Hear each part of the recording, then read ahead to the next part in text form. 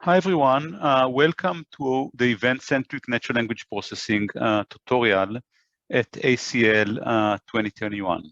So I'm Dan Roth. I'm going to be the first speaker among 7. You're going to also hear from Muhao Chen, Hongming Zhang, Qiang Ning, Manling Li, Heng, and Kathleen McKeown.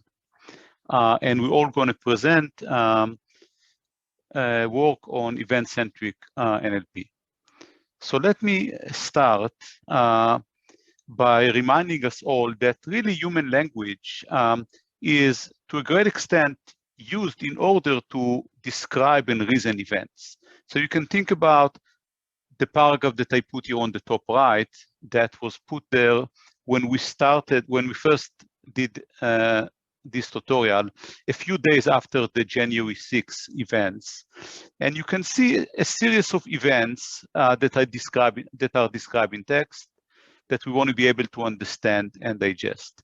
You can also see a very different type of text, a recap of a football game that also describes what has happened, what might have happened during this football game and some outcomes of that. So that's how we use language. I mean, we use it to describe what happened and what could have happened.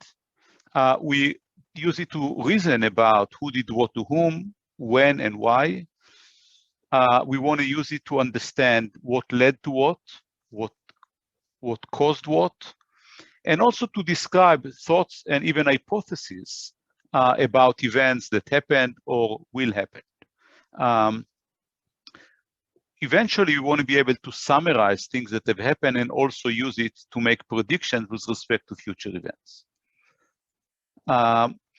So we often describe events at several levels of abstractions and granularity. So you can look at these 6 events that I described here. All these 6 text snippets actually pertain to the same event, but they describe it in different ways. Each one of them adds somewhat different pieces of information and different perspectives, and we want to be able to understand them all and also realize that they refer to the same event. We can think about events at very different granularities. For example, on the left side here, you see one small image that describes Napoleon inventions of Russia.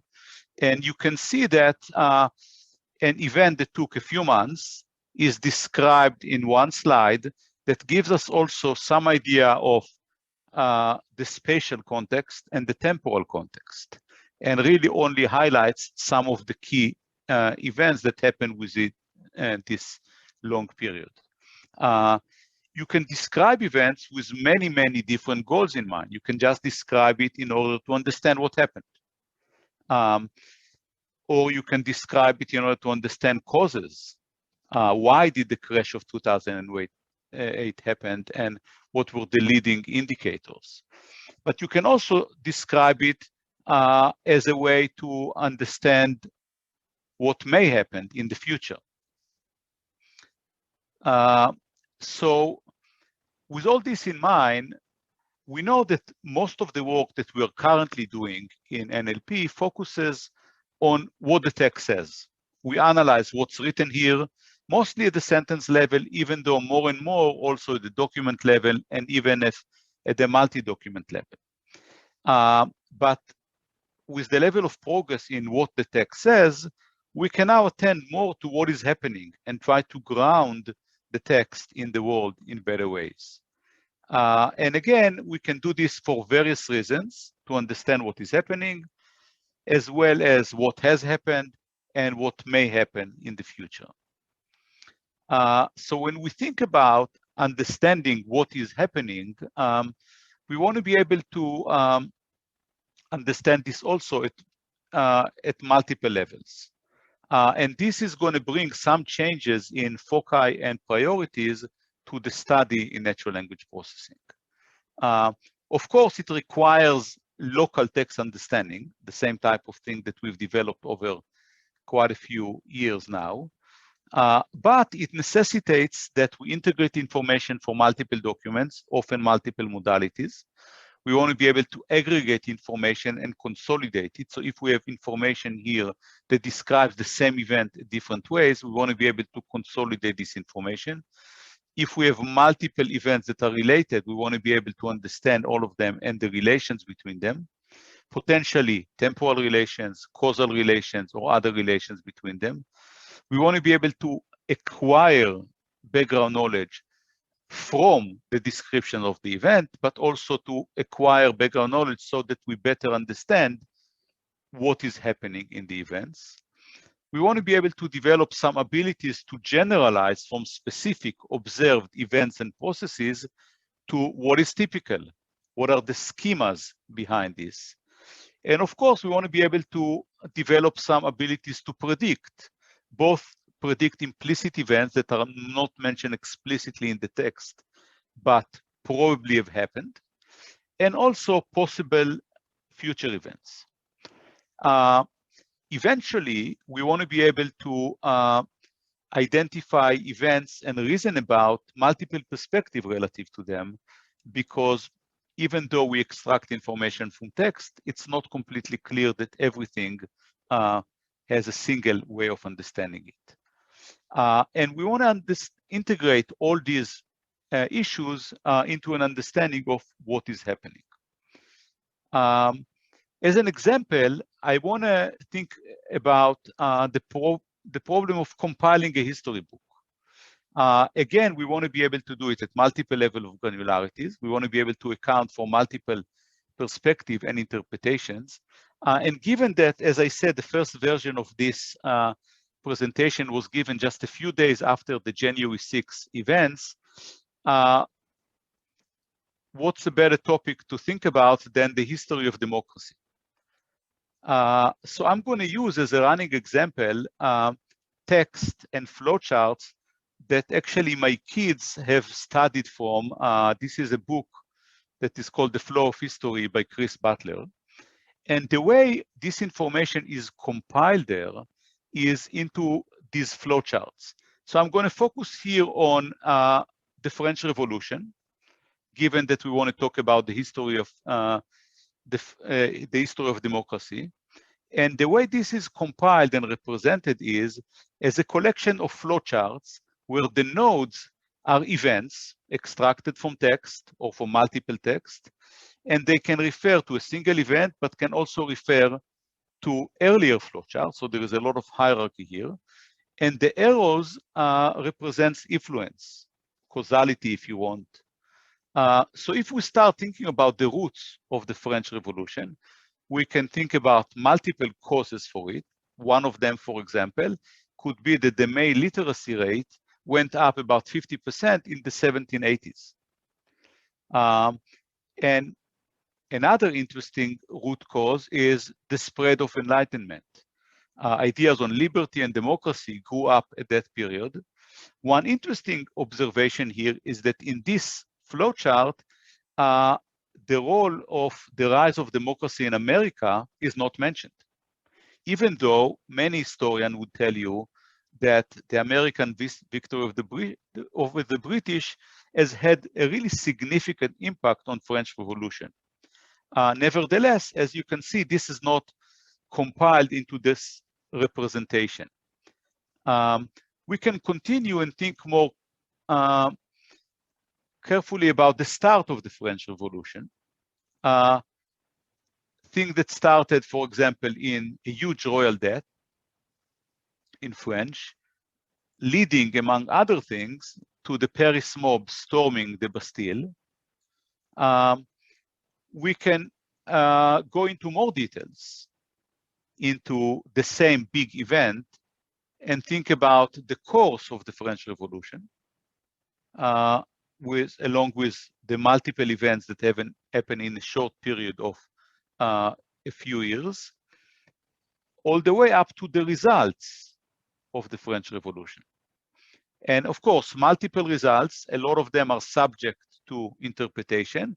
One key one is that of liberty and equality.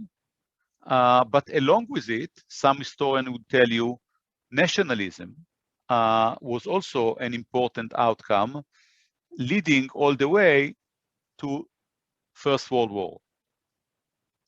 So when you think about this compilation, you can also try to embed this event, the big event of the French Revolution, as part of an age of revolutions in the 17th, 18th, 19th century, where this is where the French Revolution is.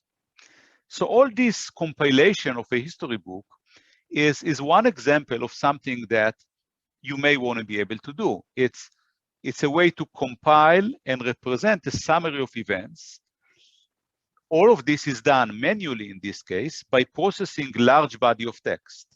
And the question is, can we do it? Can we understand eventually the text at a level that allows us to develop this kind of representation?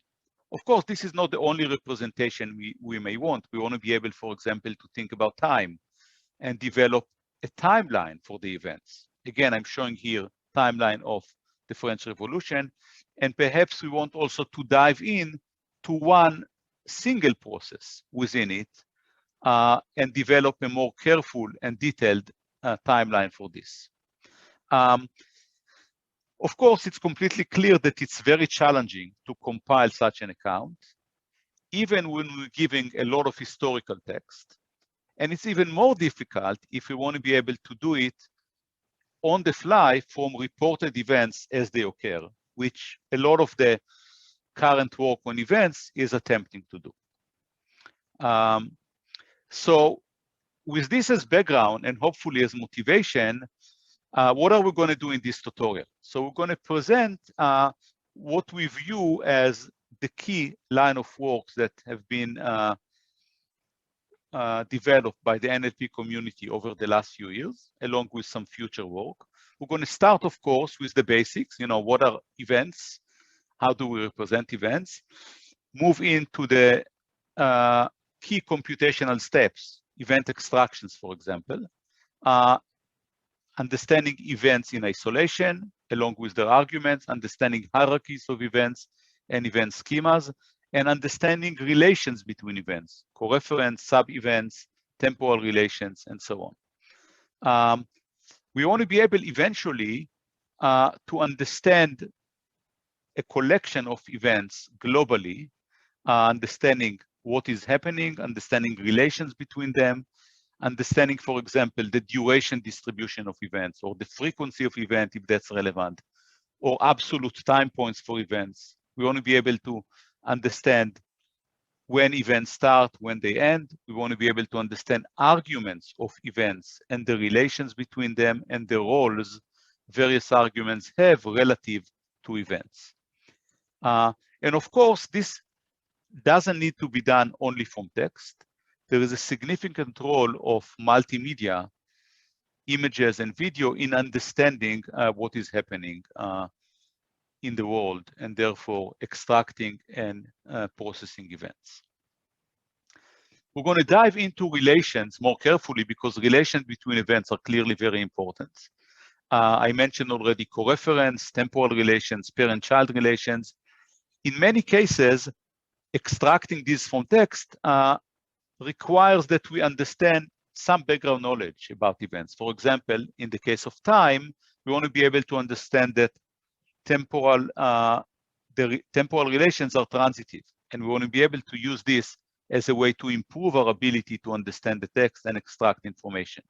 But there are many other declarative and statistical constraints that we can impose as a way to help us understanding relations between events. So we're going to talk about these, and we're going to talk about various computational approaches that people have tried to develop in doing that. We want also to think about relations between events as a function of the type of events. Not all events or pairs of events have relations between them. Some events described in text actually happened. Some of them were just intended. Some are just thoughts. And we want to be able to think about when do we want to care about relations between events and when we don't. And this also leads to the development of some data sets that we're going to mention. Finally, about a last comment about relations between events, we also want to deal with implicit events. sometimes not everything is mentioned in text. Nevertheless, it does have impact on what is mentioned in text. So if I want to know, for example, in this case, that the deep dish pizza was eaten in Chicago, we need to realize that there is a flight to Chicago that is not mentioned explicitly in the text, but we can imagine has happened. And this will have impact on answering the question, for example, where was the deep dish pizza eaten? We're going to move on and think about groups of events, because events do not happen in isolation. So we want to think about processes, for example. And you can think about processes in multiple ways. You can think about it top-down. So I want to buy a house. What are the steps? What are the events that we have to follow in order to do this? But we can also think about it bottom-up. So we observe a sequence of things happening. What is really happening here? What are the intentions? Can we predict that? And of course, we want to do this in the context of narrative development, because this is how people express themselves often when we describe and talk about events. Most of what I talked about so far relates to primitive or granular events, but we really want to think about large-scale events like elections, wars, disease outbreaks. And what are the questions that we want to answer when we think about these big events? Of course, we want to understand the structure of a complex events, and a lot of what I mentioned earlier pertains to this, but we want to also be able to track a large event. That is, understand what is happening over time and provide updates relative to what has happened before that we already compiled. We want to be able to think about timelines, and we want to be able to summarize events potentially along a timeline. So this brings up a new set of questions to the study of events. And finally, as we study events, we want to be able to acquire background and common sense knowledge that is relevant to it. And we also want to be able to acquire this as a way to understand events and event relations. And there's a lot of common sense knowledge that pertains to thinking about events, starting with relation between events. What typically happens after this event happens? What typically happens before? We want to be able to develop some distributional representation of these kind of things. We want to be able to know what are typical times of events, or maybe typical duration or frequency of events. So we're going to talk a little bit about the work that was done from the common sense side that enrich the literature on event extraction, event relations, and so on. That's what we're going to cover in the next 3 hours or so. I'm at the end of the introduction, and this is the timetable. We're going to have 2 pieces of presentation on event extraction and relations, and then we're going to have a short break, continuing with event-centric predictions, focusing on processes, talking about common sense, talking about large events and event summarization, and then concluding with future work. Thank you.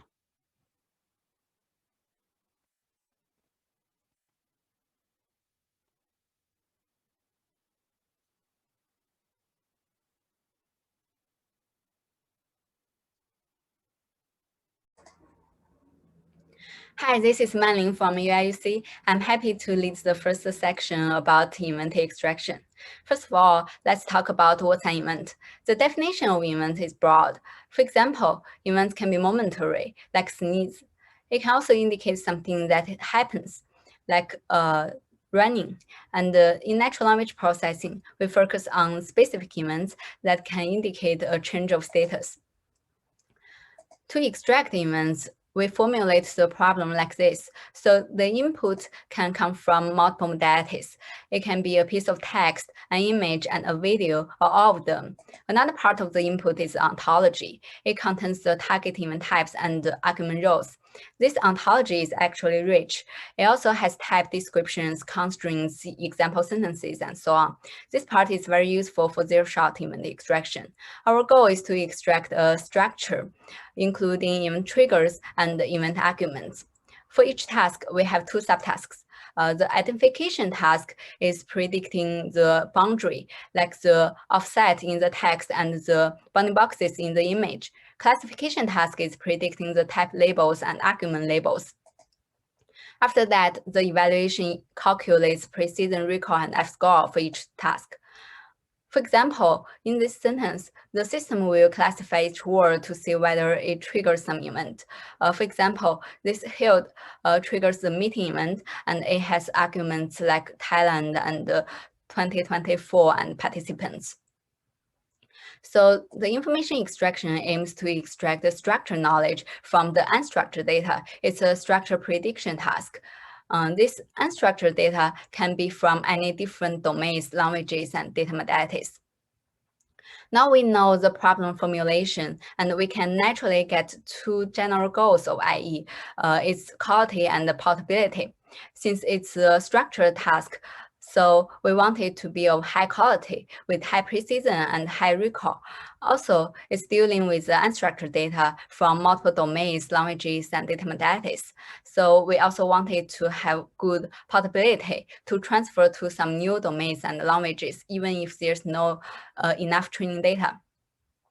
I use these two terminologies because this is the first lesson that Heng, my advisor, taught me, and she inherited these two terminologies from her advisor. I really like these terminologies because they are precisely and concretely describes the two goals of IE.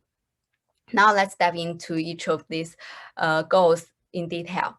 To improve quality, event extraction is going from local context to global context. The sentence level semantic structures is critical for event extraction due to its nature of structure prediction task.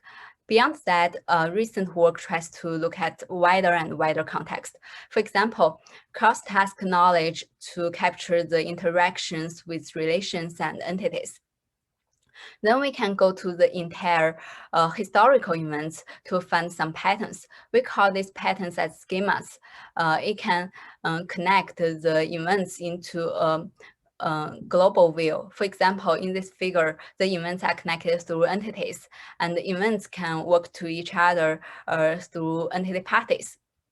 And this graph is about protesters set fire to embassy because some executed person. So if we know the affiliation of the executed person, then it's easier for the model to extract the embassy that is being fired.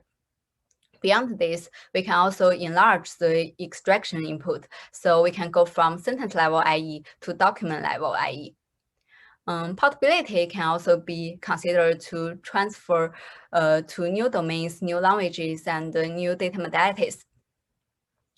Let's talk about them one by one. So for the new domain, like COVID pandemic domain, the main challenge is to understand unseen types like disease, and also extract the arguments and to build the event graph.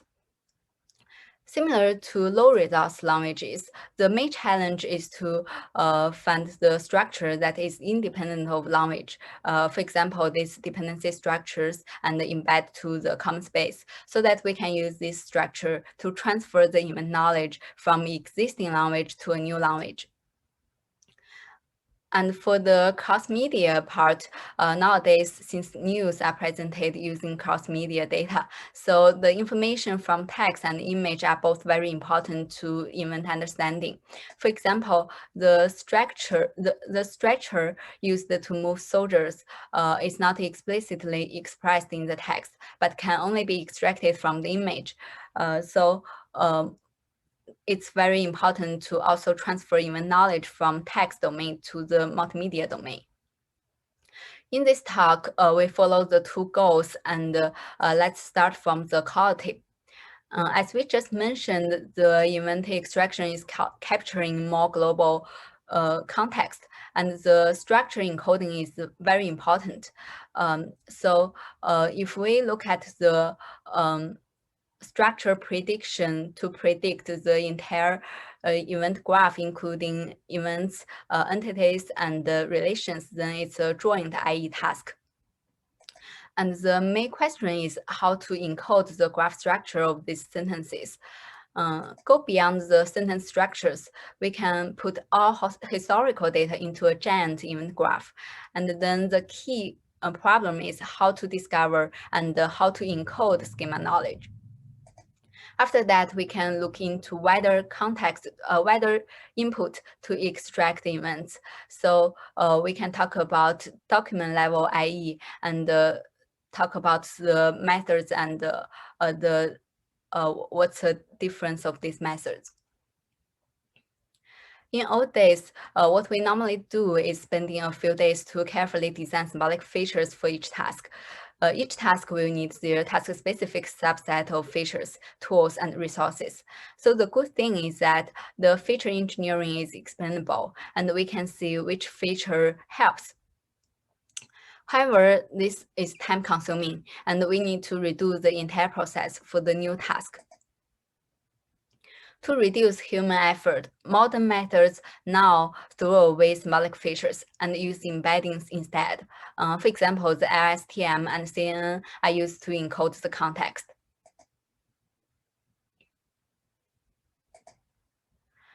Also, symbolic features are concatenated with embeddings, such as the event type, dependency tree relations, and so on.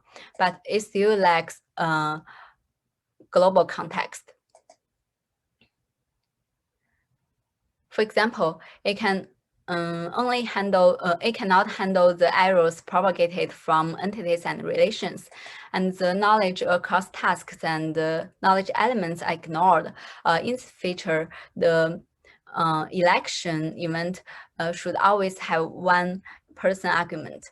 And in the meanwhile, this person argument is not the same person of the resigning event. So we start to jointly extract the entities, relations, and events. Our recent work, 1IE, is an end-to-end neural model to jointly extract entities, relations, and events. We encode the tokens in the input sentence and then decode a graph from the input sentence automatically. In this graph, each node will be an entity or an event, and the edges will be relations or event argument rows that connect these entities and events. The main question is how to capture interactions across entities, relations, and events. One way is to use semantic structures. For example, the AMR graph is a rich semantic graph, and the event graphs can be viewed as a subset of AMR graph. These graph structures can be used to encode the sentences using a graph neural network to propagate the information to the AMR graph neighbors. During decoding, the AMR hierarchy can be used to decide a more organized decoding order. For example, the entities that belongs to the trigger subtree should be decoded first. As a result, it can get precise results for long-distance arguments. For example, Iraq is too far away from submit, so the baselines makes the wrong prediction. But AMR-based model can clearly know that Iraq is not the subtree of the submit, so it can generate the correct output. However, these interactions are between events and entities, so it's still entity-centric. We go to a wider context to explore the interactions between events. So when we do event detection, it's really important to understand what happened in the past, because history always repeats itself, and maybe from millions of historical events, we can learn from we can learn some global patterns. This is the example global patterns of civil unrest, and we call these global patterns as event schema. It models the interactions between knowledge elements. For example, before public speaking, there will be social gathering event, and the audience is the people that is gathered. To induce this kind of event schema, we use templates to explore the interactions between knowledge elements. For each template, we fill in all possible types to generate a set of global features. For example, the victim of die event is always the target of attacking event, but not the attacker. So Our work on schema induction also trying to extend the lengths using path language model, and then this path language model can encode the longer paths between events. After that, the model learns a weight for these schema features to rank higher for the graph that match the schema. For example, given the paths showing that person being transported should be located in the destination, the graph matching these paths are ranked higher, so the located in relation between the troops and Baghdad can be extracted. Also, we conduct the experiment on the multimedia IE tasks. Since this model is not rely on semantic passing, so it's language independent, and we can also achieve good performance on other languages. However, this schema knowledge is only formulated as paths. To capture a global graph structure of schemas, a type dependency graph is proposed to capture the general patterns between these types, and a graph neural network is used to decode the to encode the graph structure. Therefore, the event extraction is trying to look at wider context, and we are now view events as a global graph. During this process, it's critical to encode the graph structures. So moving forward, we want to capture more complicated structures with more informative edges, such as even temporal edges, hierarchical edges, and so on. We also want to capture wider context to better use the knowledge from schemas. However, this line of work mainly extends the features. Actually, we can also go for wider context during extraction. Traditional sentence-level extraction is missing arguments from other sentences, such as the Manling argument here. Therefore, the document-level IE has been proposed. The most intuitive idea is to link the argument rows to the entity mentions in the text. The linking score is computed based on the trigger embedding, the row embedding, and also the text entity embedding. These embeddings are contextual embeddings and are further trained on event annotations. Given the success of pre-trained language model, actually we are wondering whether pre-trained language model can also help on document level IE. So the QA-based model has been proposed. For example, the questions can be generated using templates, and we can use two BERT QA models to answer questions for trigger detection and also argument extraction. To make the questions more natural, style transfer has been added to the question generation. And also some work trying to use the event definition as the questions. So these QA-based models use different methods to generate questions, but they basically rank answers for each row, so they cannot predict the argument number for each row. For example, if there are multiple arguments for one row, and the model wants to decide how many arguments should be extracted, a threshold needs to be tuned for this ranking-based model.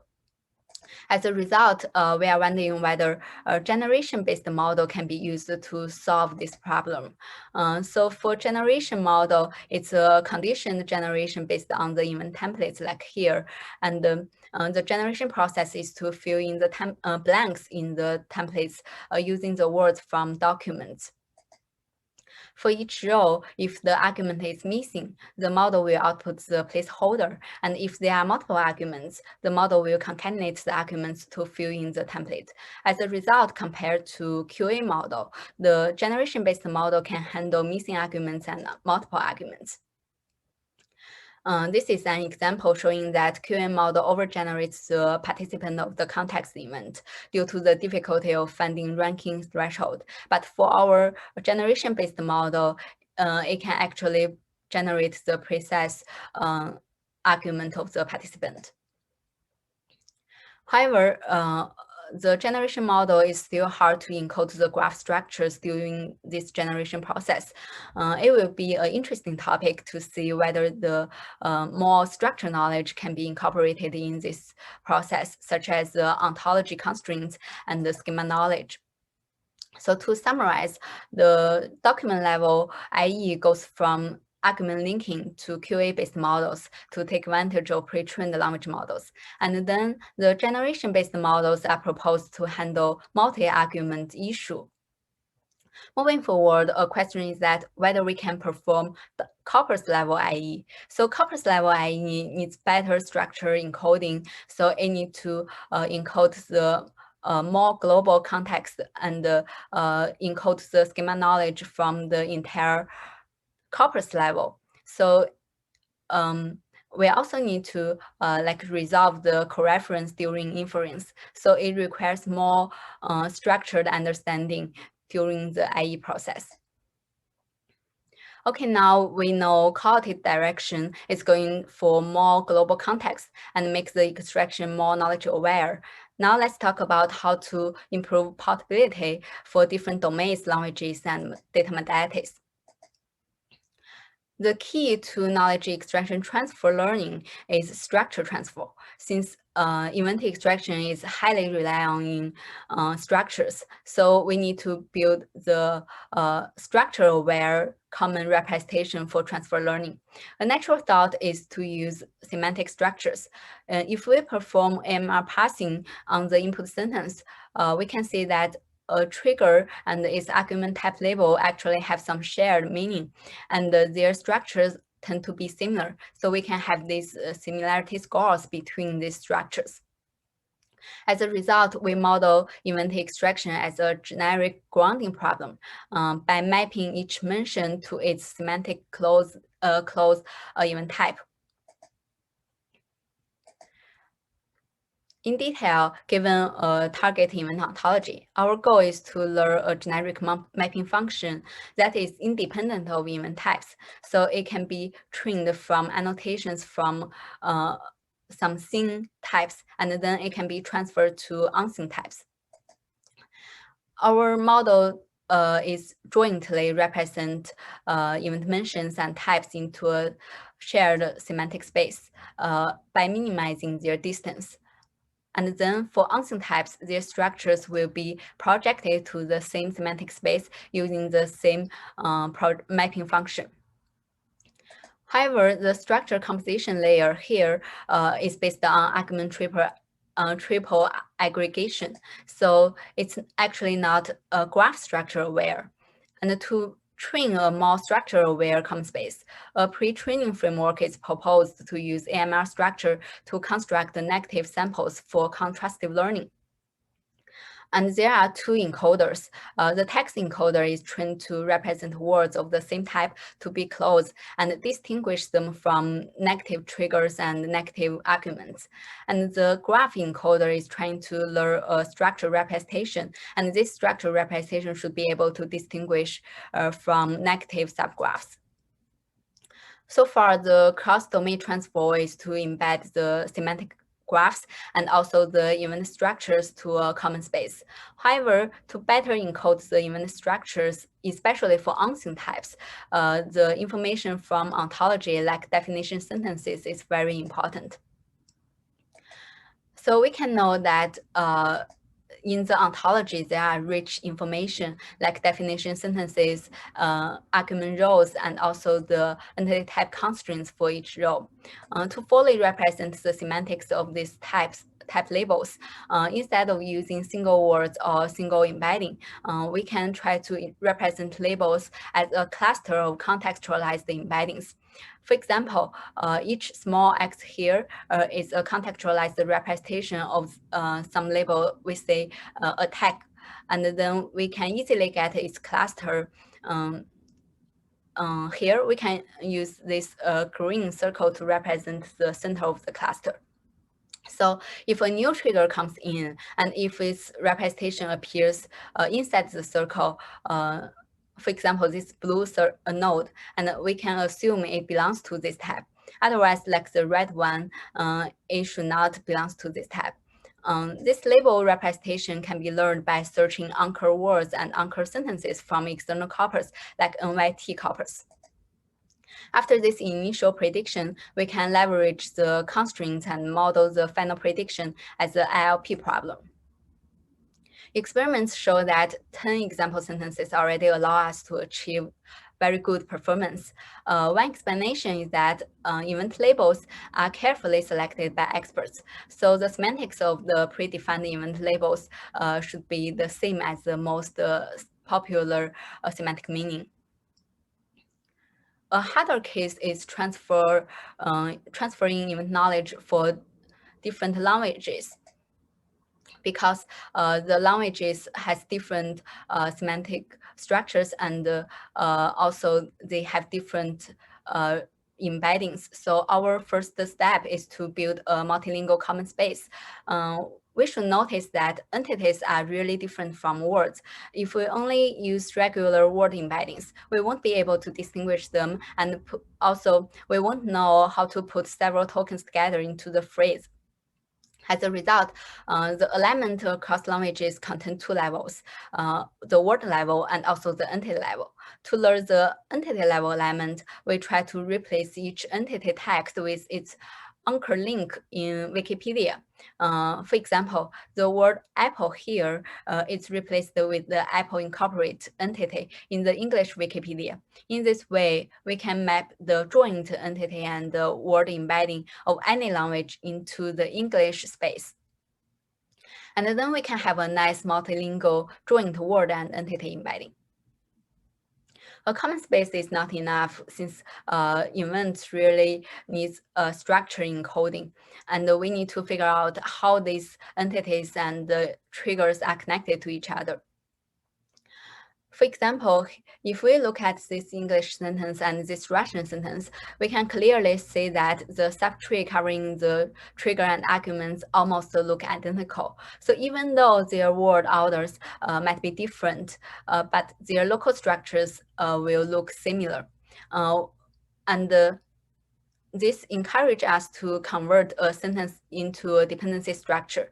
The reason that we use universal dependency parsing is because this community has already released a dependency parser for more than 70 languages.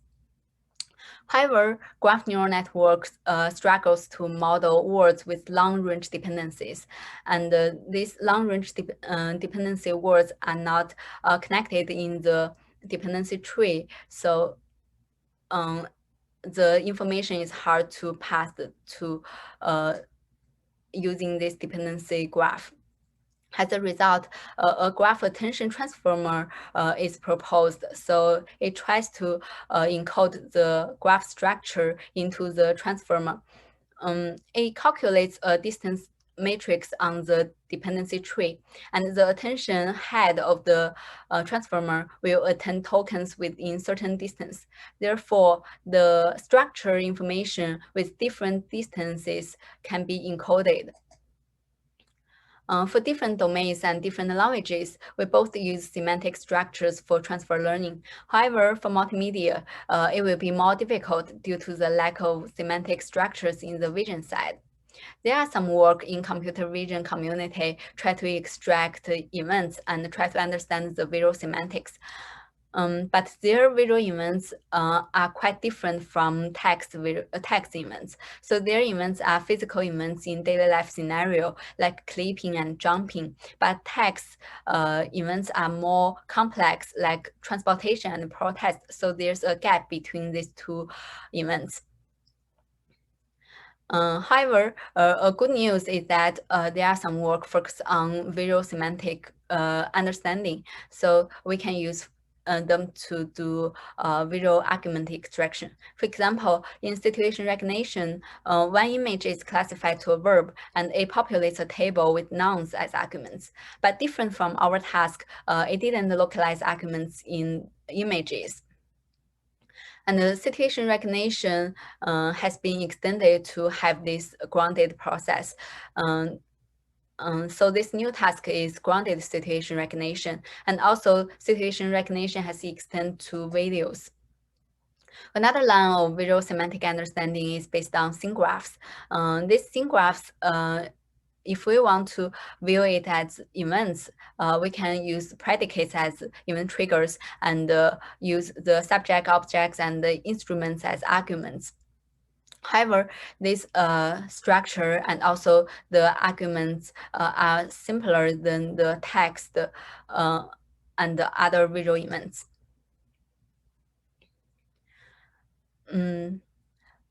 The aforementioned work are all vision-only extraction tasks. However, as we know that nowadays news are presented using multimedia data, so vision and text should be jointly used to understand the events. And therefore, we propose a new task called multimedia event extraction to extract the events and their arguments from multimedia documents. And the input documents contain a text article and also the image associated with the article. And each output event and argument can come from text or image or both of them. To perform multimedia joint event extraction, the key step is to understand the semantic structure of both modalities.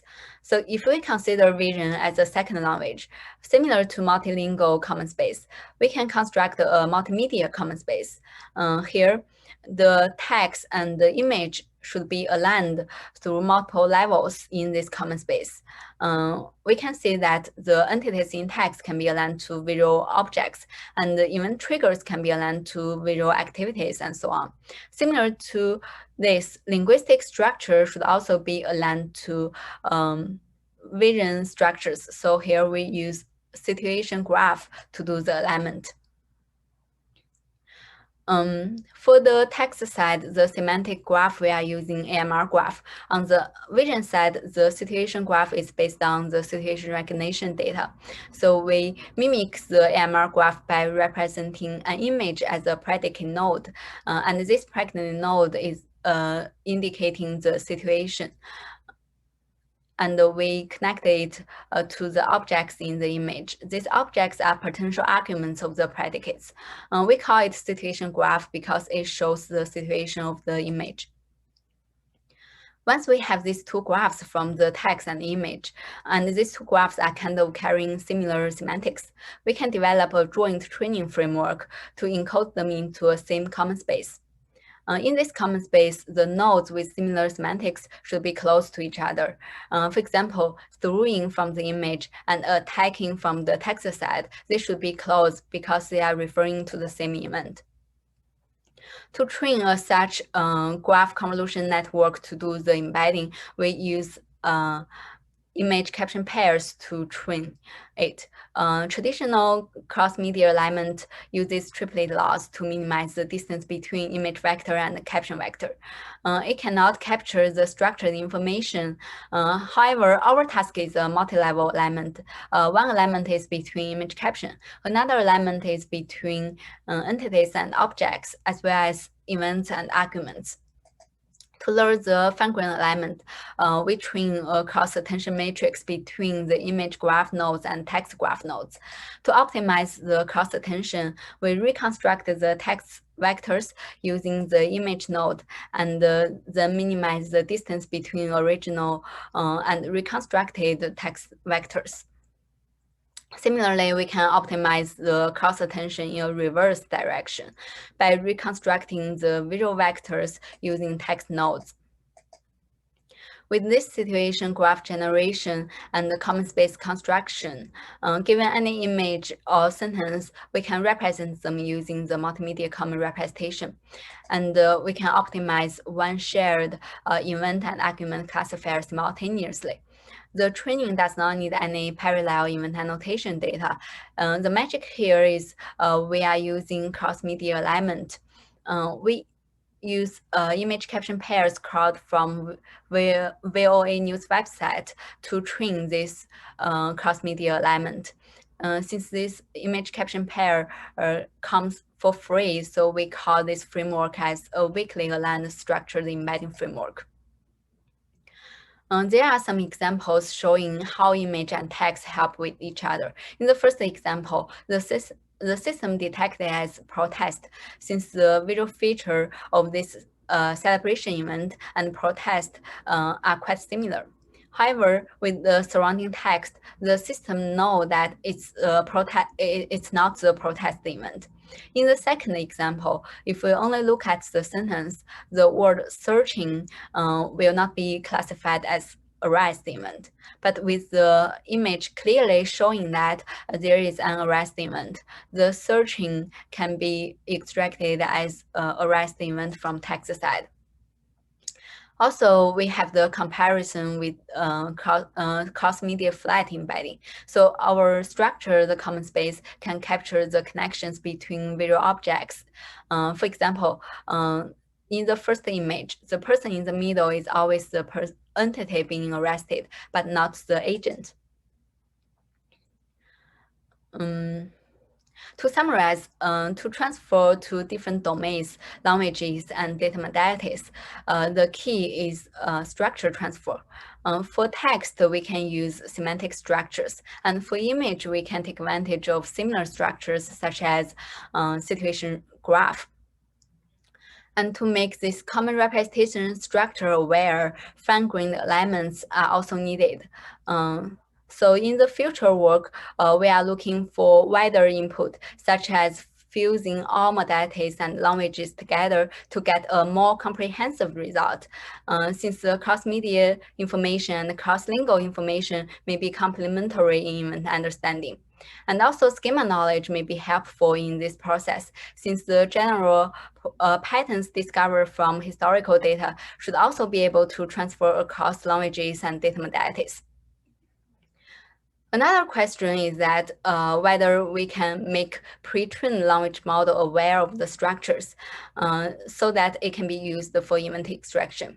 This is especially hard for multimedia pre-trained embedding, but it's also very interesting because existing multimedia pre-trained embeddings focus on explicit concepts like objects and image, but it cannot perform good understanding on abstract concepts like the verbs and visual semantic roles.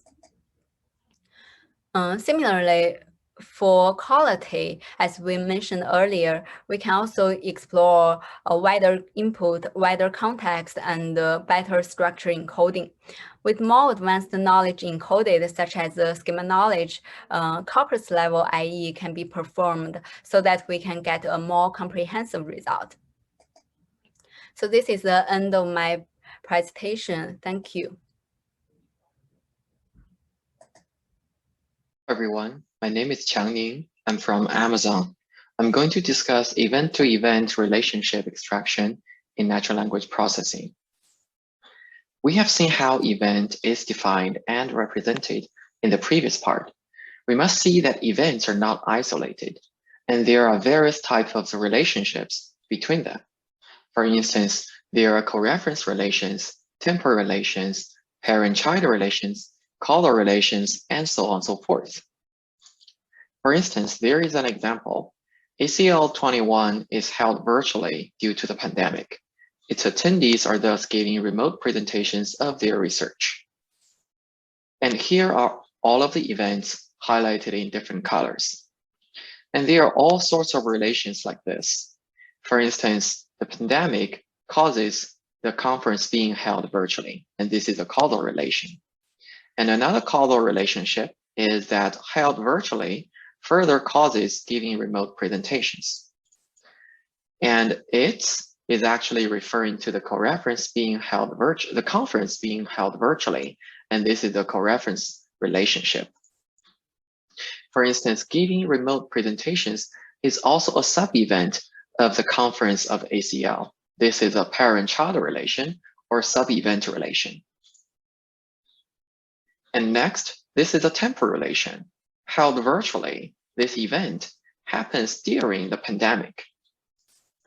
And their research happens before giving remote presentations. This is yet another temporal relation. And these event-to-event relationships are often the key for understanding stories. The same events can tell a different story if their relations are different. For instance, this is a passage we just read, where I want to highlight two relations. Held virtually causes giving remote presentations, and their research happens before the presentations. Note, purely based on the passage, the research may have happened before the pandemic started. We're just not sure about it. And this is a new passage. we can see that the events are all the same, but the story is different. It tells us that it's not held virtually causes remote presentations, but the fact that people want to give remote presentations causes held virtually. In addition, this time, we are sure that their research happens during the pandemic. So we can see with the same events, but with different relationships between these events, we can tell a different story. Now that event-event relationships are important, here's how we define the problem. Given a piece of text and the indicator of two events, which you may remember from our previous speakers, that is often the head phrases of these events. So the task is to extract the relationship between these event pair. Most works focus on one type of relationship. For instance, only do coreference or only do temporal relations. But nothing prevents one from predicting multiple types of relations at the same time. Since this is a standard relation extraction task, one can use precision and recall to evaluate one's system performance. Another setting, probably more complicated, is to present many events. And instead of looking at one event pair, this time one can look at all event pairs in the given context. Since these relations connect many events together, we can consider multiple events and their relations jointly. There are also corresponding metrics like B3, MUC, temporal awareness that consider global coherency. Of course, there are also many works discussing these metrics and how to improve on these metrics, although they are not covered in my talk today. Finally, since in practice, we're not given these events a priori, we need to extract the relations as well as those events in the first place. And naturally, there are works solving this problem jointly and applying metrics that consider event extraction errors as well. Above is what I will discuss today. There are arguably other tasks such as story close, script learning, schema induction, timeline construction that can also be considered generally as the relationship between one single event and a bunch of other events. But those tasks will not be covered in today's talk. Speaking of event-to-event relationship extraction, there are several challenges. First, events are interrelated due to the transitive property of all kinds of relations. For instance, for coreference, if event A is equal to event B and B is equal to C, then event A must be a coreference of event C as well. When we are handling temporal relations, if A is before B, B is before C, then the transitive property of temporal relations tells us that A must be before C as well. So on and so forth for parent-child, and for causality, we have a lot of similar transitive property for these relations. Note for causality, I put a star sign after the transitivity property. That's because, strictly speaking, in that case, A is not the direct cause of C in the literature of causality discovery. But in NLP, we're typically not very rigorous here. This is still an example for the transitivity of causal relationships. Below there, that's a real example from temporal relationship extraction. We can see the complex structure when these events are connected by many temporal relations. The first challenge is still about a single type of relationship. Here, the second challenge is that there are also many cross-relation type connections. For instance, if event A is a coreference of event B, the other relationships of A must be the same of those of B. And also, if A is a parent of B, then the time span of A must include the time span of B. Finally, physically, a cause must be temporally before its effect.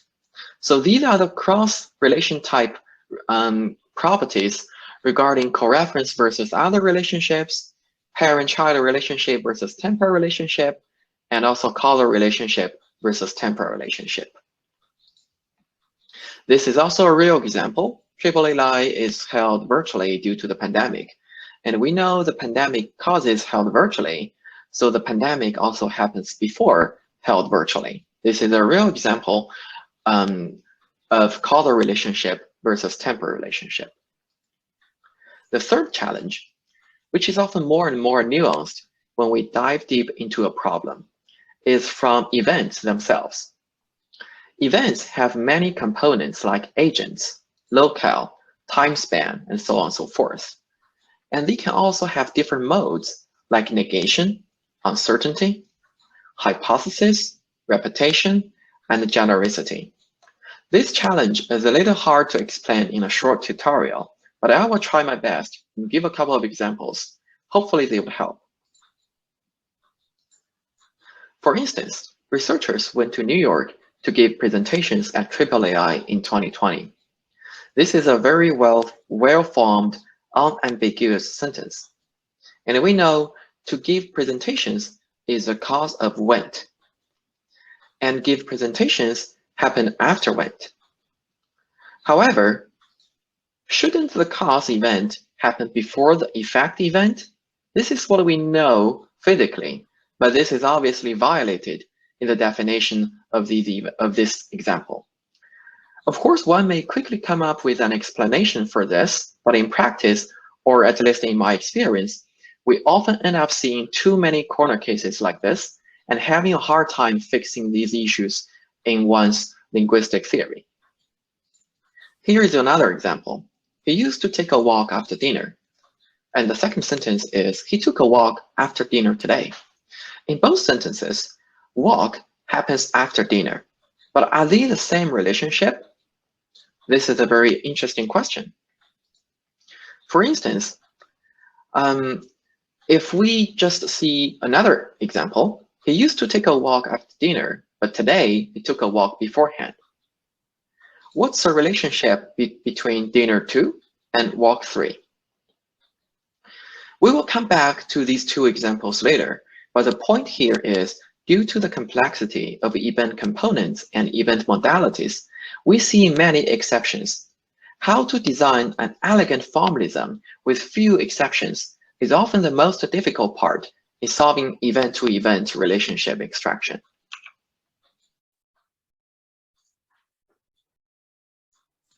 Okay, this is a quick recap for all of the challenges. The three challenges are: first, events are interrelated due to the transitive property of relations. Second, different types of relations are also interrelated. Third, event itself is a complex concept with many components and can have different modalities. I think to handle these challenges, a key word in existing works is joint. That is, taking into consideration the structural constraints among multiple events, across multiple relation types, and taking into consideration the event properties and event extraction. So these are the three dimensions that existing works are moving forward along with. To consider multiple events, people are considering the transitive relations, transitive properties in all types of relations, which we just described before in coreference, temporality, causality, and parent-child. Regarding multiple relation types, people have to consider their connection across different types of relations. For instance, the implication of coreference on other types of relationships, the implication of causal relationship on temporal relationship, and also parent-child relationship versus temporal relationship, so on and so forth. And regarding event properties and extraction, people typically handle two questions. One is, how do we define events? Two is, how do we joint and extract events and relations? This is a non-exhaustive overview of all existing works. And I'm also using T, C, E, P to represent temporal, causal, coreferential, and parent-child. In the early days, there are works that is very basic. And later on, people are moving along and moving forward along different dimensions of these things. For instance, work along event properties, and also work on temporal relationship extraction by considering multiple events, and also on coreference relationship extraction by considering multiple events, and so on and so forth. There are also work that considers both multiple events and also multiple relation types, which is highlighted in orange here, which is a combination of yellow and red. And of course, there is also a combination of red and blue that is considering both event properties and also considering multiple events in the same task. And these are a bunch of examples. There are two works I'm highlighting here with stars. That's because those two works are actually trying to use coreference information for event extraction, not the other way around. But I'm still listing all of them here just for your reference. In general, the general methodology is first, we want to find extractions in data or in the task, and also enforce strictly or loosely to enforce the structure either in inference or in learning or in both. And finally, to handle the difficulty in definitions, we often need to investigate the underlying linguistic formalism involving those events. I really want to mention that this is just a summary from NLP's perspective. If one views everything from machine learning's perspective, then one may talk about how do we use neural structures, how do we represent events. It will definitely be a different story. But still, I'm going to review everything from NLP's perspective. Let me take one example to explain how these structures are enforced in practice. This is a temporal graph we just saw in earlier slide. Assume that we are looking at ripping, cascaded, and ordered. We are only looking at these three events. Then because ripping is included in cascaded, it's inside cascaded, and also cascaded is before ordered, then the relation between ripping and ordered must be before. One way to take this constraint into account is called global inference, which is to respect these transitive constraints in one's inference. That is, assuming a model is already trained, then for a pair of events, the model will predict the confidence or softmax score for each label. Based on these confidence scores, we solve for the final temporal graph. Here is a toy example for how we solve for the final graph. The naive way is to select the best score for each edge, and then we get a loop. However, we know time cannot be a loop. That is also the implication of the transitive property of time. So how should we avoid this situation in practice and in our algorithm? The answer is that we should not only select the alignment with the best score, but also avoid those loops. For instance, for this toy example, we can enumerate all of the options without loops, and here are the three. We sum up all of the scores and select the best one. In this case, it's in the middle, option 2. The only problem is how do we formulate this procedure? One way to do it is called ILP, which is short for integer linear programming. Here is an example ILP formulation for temporal relation extraction, but note the method is very general. Here we have two types of variables. Boolean variable I, indicating the relation between event I and event J. I'm using a two-label example, just one from left to right or from right to left, to indicate what I means. And another type of variable, a real variable, it's F. It represents the confidence scores for each relation. If we sum them up and then we enforce the no loop constraint by the following expressions, and that's our mathematical formulation for this problem. And overall, we can see again that we are maximizing the score of an entire graph while enforcing transitive constraints. The key step here is how do we understand this expression? Recall I is a binary variable. So if both I are 1 and I are 2 is equal to 1, which means those Boolean variables are true, then IR3 must be 1 due to this constraint.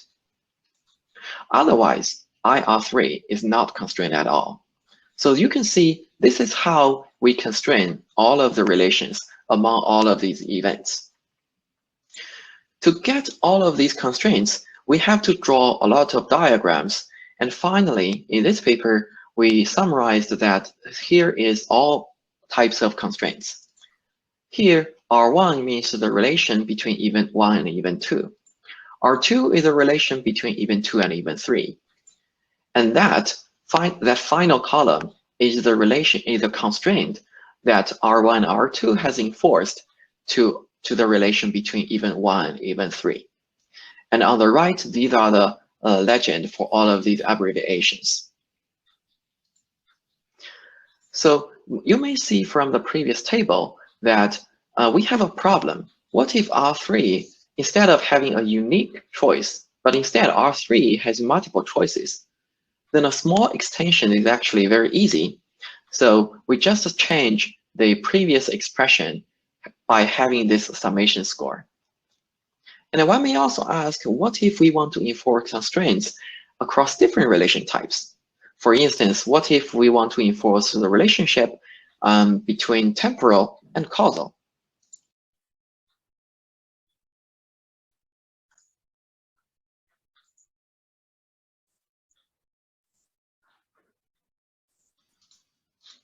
This slide is explaining how to extend to that scenario. It turns out to be straightforward, and we have highlighted the changes in purple. We can just add an extra term to our graph scoring function and add this extra constraint, making sure that whenever event I is the cause of event J, then event I must be before J as well. To drive this idea home, a recent work at EMNLP 2020 takes 3 types of event-event relationships in one framework, namely temporal, parent-child, and coreference. Recall that the same events which are captured by event coreference share the same relationship to other events, and parent event temporally contains the child event. The constraint table here is a little bit more complicated than the one we saw earlier. But again, alpha means the relation between 1 and 2. Beta means the relation between event 2 and event 3. And the main body of the table means the choices left for the relation between event 1 and event 3. And we can enforce these constraints in a global inference. Here in this table, PC means parent-child, AF means after, and this negation sign means after cannot be valid in this new constraint. Please refer to the table for the legend, which I'm not explaining here. So far, we have assumed that a model is already given to us, and all we cared about was how to do a global inference. The next question is, how do we get this model? How do we train it? Some prior works have been via local learning. Local learning means during learning, we don't care about the structure. We just decompose the entire graph into individual edges and feed them to the learning algorithm one by one. The algorithm can be any algorithm, including neural nets, but it's still local learning. Our argument is local learning is not sufficient. In the previous example, imagine a learning algorithm is looking at this pair, ripping and ordered. Even for humans, when we only look at the local context, we don't know the relation between ripping and ordered. We don't know whether it's ordered first and then rip the houses off the ground, or it's rip the house off the ground and then order the evacuation. But now, imagine we are a machine learning algorithm. Annotation says the label is before. So the algorithm will simply update the local model to fit it, which leads to overfitting. However, if we bring in a third event cascaded, and since we know event ripping is included in cascaded, and cascaded is before ordered, we immediately know that reaping is before ordered as well. So we don't really need to rely on the local model itself to overfit this decision. That's why global information is needed in this task. Again, the question is, how do we formulate it? And the answer to this question is generally termed as structured learning. This is a standard structured learning algorithm using perceptron to do a side-by-side comparison. The left is a standard perceptron, and the right is a structured perceptron. In local learning, an instance is a single pair of events, while in global learning, an instance is the entire situation, usually a paragraph, a document, or even multiple documents. Local learning is unaware of the decision in other pairs, while global learning is using a global inference in between, so it's aware of the entire graph. Note the idea that we can embed a global inference step into the learning iterations to form a structured learning paradigm is very general. Here, another way to enforce the structures in learning, but in a softer way, is used in the same paper in EMNLP 2020, where they softened the constraints and added them into the loss function to minimize it. This is obviously also a clever way to do structured learning. Finally, this is a summary of the progress in temporal relation extraction over the recent 3 years. The setup is that events are given. We can see the previous SOLA was in the high 40s, and with structured learning, probabilistic prior, and new linguistic formalism, the performance got into the high 60s. And then, with the help of neural nets, with the help of BERT and Siamese network, and finally, with this new EMLP 2020 paper using constraint learning, we have seen a state-of-the-art performance now in the high 70s. Using the languages in this talk, the improvements are coming from considering multiple events, multiple relation types, and better representations. There is another thing we're going to discuss next, new linguistic formalism, which is about event properties and definitions. We have said multiple times in this talk that time is one-dimensional physically. But according to this paper, to my paper in 2018, we are arguing that multiple time axes may exist in natural language. For instance, police try to eliminate the pro-independence army and restore order. At least 51 people were killed in clashes between police and citizens in the troubled region. This new linguistic formalism, termed as mattress, this new dataset is trying to argue that multiple axes exist. For instance, police tried and 51 people got killed are on the main axis, while to eliminate army and to restore order are on the intention axis. The proposal in this paper was based on the fact that typically these pairs of events on the same axis are very well defined. And in contrast, cross-axis event pairs often lead to ill-defined relationships that are very hard to annotate. Please refer to that table for more details.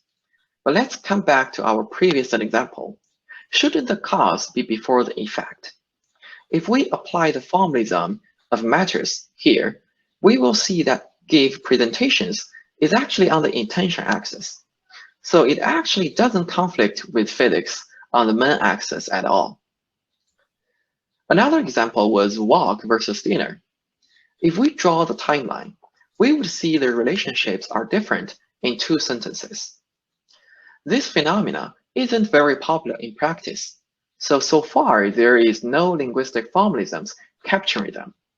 But in a recent dataset we have collected, we show that these phenomena are easily distinguished if we use the QA format or question answering format. This new dataset is called TORC, published in EMNLP 2020. Interested readers can refer to my talk for that paper. But here I would like to show that if we further pre-train Roberta on torque, we can get new state-of-the-art result on the matrix dataset. Finally, here's our summary for today. We talked about the importance of the relation between events for story understanding. And this task is difficult because each type of relation forms a complex structure, and different types of relations also influences each other. And finally, event formalisms are naturally difficult to define. A keyword in existing works is joint. By finding event structures first, and then enforcing these constraints in inference and or in learning, explicitly or implicitly. But finally, the more important problem often lies in how should we define these relations, or more fundamentally, what is an event, which is covered in other parts of today's tutorial. Finally, this is the references for today's talk for my part, and thanks for your attention. Please stay tuned for our next part of this tutorial.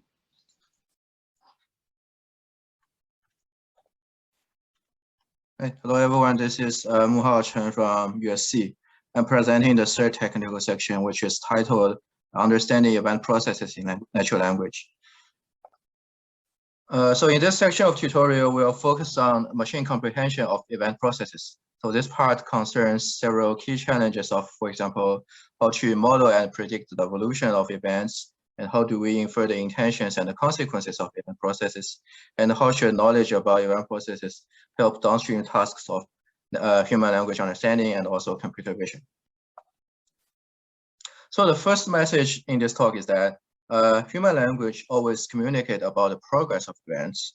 For example, when we talk about earning a PhD degree, we can talk about so many relevant events such as fulfilling course requirements, passing the qualification exams, so on and so forth, until we defend the dissertation. Right? So definitely understanding natural language by the machine should also involve understanding the evolving events. And in the previous section, I think many have already introduced how event-centric information extraction help with automatically recognizing and typing events, and also inducing the relations between two events. However, to understand events, extraction only is not enough. This is because events are not just simple standalone predicates. They often form processes. For example, we know that when we earn the PhD degree, we have to first fulfill the course requirements. And after that, we can pass the qualification exams and perform dissertation proposal. Right? And also, events are often described in different granularities, which means that a coarse-grained event, such as publishing a paper, this may involve a more fine-grained event process of starting from writing the paper, passing the peer review, and then present at the conference. Right? And also, events in a process are often directed by a specific intent or central goals. For example, we know that all the events here, they are directed by the same central goal of earning a PhD degree. So all those properties, they are often not directly extractable from text and often involves efforts of prediction. So in this part of talk, we will focus on event processes, each of which is modeled as a set of partially ordered events that are centered around the same common protagonist. For example, the process of earning the PhD degree required a protagonist, which is the student, to fulfill the course requirements, so on and so forth, until filing the dissertation and passing the dissertation defense. Right? And there are various fundamental prediction problems about event processes. We may expect the machines to, for example, perform event process completion, which concerns what happens next, and also intention prediction, which is the question about whether the machine can understand that the goal of digging a hole, putting seeds in the hole, and fulfill it with soil is a process that leads to the intention of planting a plant or growing a garden. Right? And also membership prediction that concerns, given a central goal of buying a car, can we let the machine to predict the necessary steps of it? And also salience prediction that concerns whether the machine understands that defending the dissertation is more important than doing an internship in terms of earning a PhD degree. So in fact, understanding event processes and making reasonable prediction is essential to many real-world natural language understanding tasks. Take an example in narrative prediction. So suppose we are predicting what should happen next to this incomplete story about a boy visiting his aunt, but later he got jealous about his sisters, and when his aunt paid her own attention to the boy's sisters, and the boy got angry at his aunt and took a bite at his sister's hand. So in order to predict that he was getting scolded is a more meaningful continuation than she gave him a cookie for being so nice, one method is to keep track of the evolution of events in the story, and know that after getting jealous, getting angry, and took a bite at someone, it is more reasonable for this process to be continued by getting scolded rather than getting a cookie. And similarly, in machine reading comprehension, we may often see cases where understanding a piece of text from, let's say, a biological article, it is centered around the understanding of biological process, where, for example, at here, the light absorbed leads to what is split, then further leads to the transfer of electrons and hydrogen ions. And in this context, understanding the biological event process is important to understand the question about this. Here, the phenomenon, what can splitting of water lead to? Right. So I'll split the rest technical content into 4 parts, which will first focus on recent advances in event process completion, followed by how event processes are applied, followed by the problem of intention prediction, then followed by how the knowledge about the event process can help different downstream natural language understanding tasks. And at the end, I will also briefly discuss about open research directions in this area.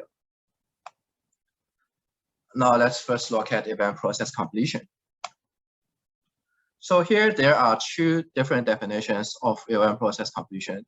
One is that given a partially complete event process, a system is required to predict the missing steps, or most of the time the future steps, which basically concerns what happens next.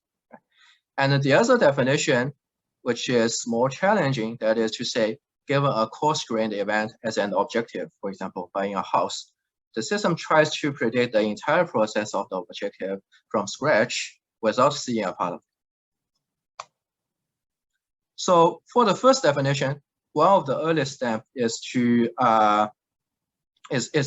published by Chambers and Jorovsky in ACL 2008. So this pioneering work seeks to conduct unsupervised event process completion based on corpus statistics. So the principle is that given a large corpus, in this work, they used 11 years of gigawatt corpus, and the system captures the co-occurrence of events in the same local context based on their PMI. Then during inference, given a partially complete process, the next event will be predicted as the one that maximizes the accumulated PMI. So here we have an example of prediction given by their system, which shows that given events about pleaded, admits, and convicted, the next event is likely to be sentenced, paroled, or fired, so on and so forth. And in the same work, Chambers and Jorovsky showed that by incorporating the event process completion, it actually leads to as much as 30% of improvement on top of New York Times narrative close based on the best baseline method during that time, which is actually a significant improvement. So there are several significant works that follow Chambers and Jorovsky's design. One of them is published by Radinsky and Horvitz in Wisdom 2013. So this work extends the unsupervised learning of event processes to a cross-document scenario. That is to say, for example, given a 6-month span of New York Times articles, the system first identifies topically cohesive documents along a period of time. Then from the titles of those topically cohesive documents, A maximum entropy-based model captures the co-occurrence of events in this timeline, which has a similar effect as the previous PMI-based model in Chen versus paper. So this technology is applied to predict possible forthcoming news along the timeline, such that it can predict the likelihood of cholera rising should be high after a drought followed by storms in Angola. So the aforementioned line of research focuses on predicting forthcoming events after a part of the prefix of an event process. Then a more challenging research question would be, can we induce a new process for a goal without seeing a part of it? Say, given a goal of buying a house, can we let the machine automatically induce all of its steps without knowing any of them beforehand? This is actually a hard problem, which is recently attempted in our EMLP paper last year. So the general idea is very straightforward. Basically, we try to leverage the analogous property of event processes and transfer the knowledge about some processes we already know to some new processes we don't know. Actually, it mimics how humans understand the processes that we are not familiar with.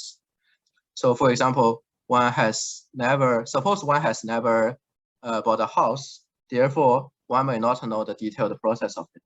But one may already know the ideas of relevant processes, for example, how to buy a car, or how to rent a house, so on and so forth.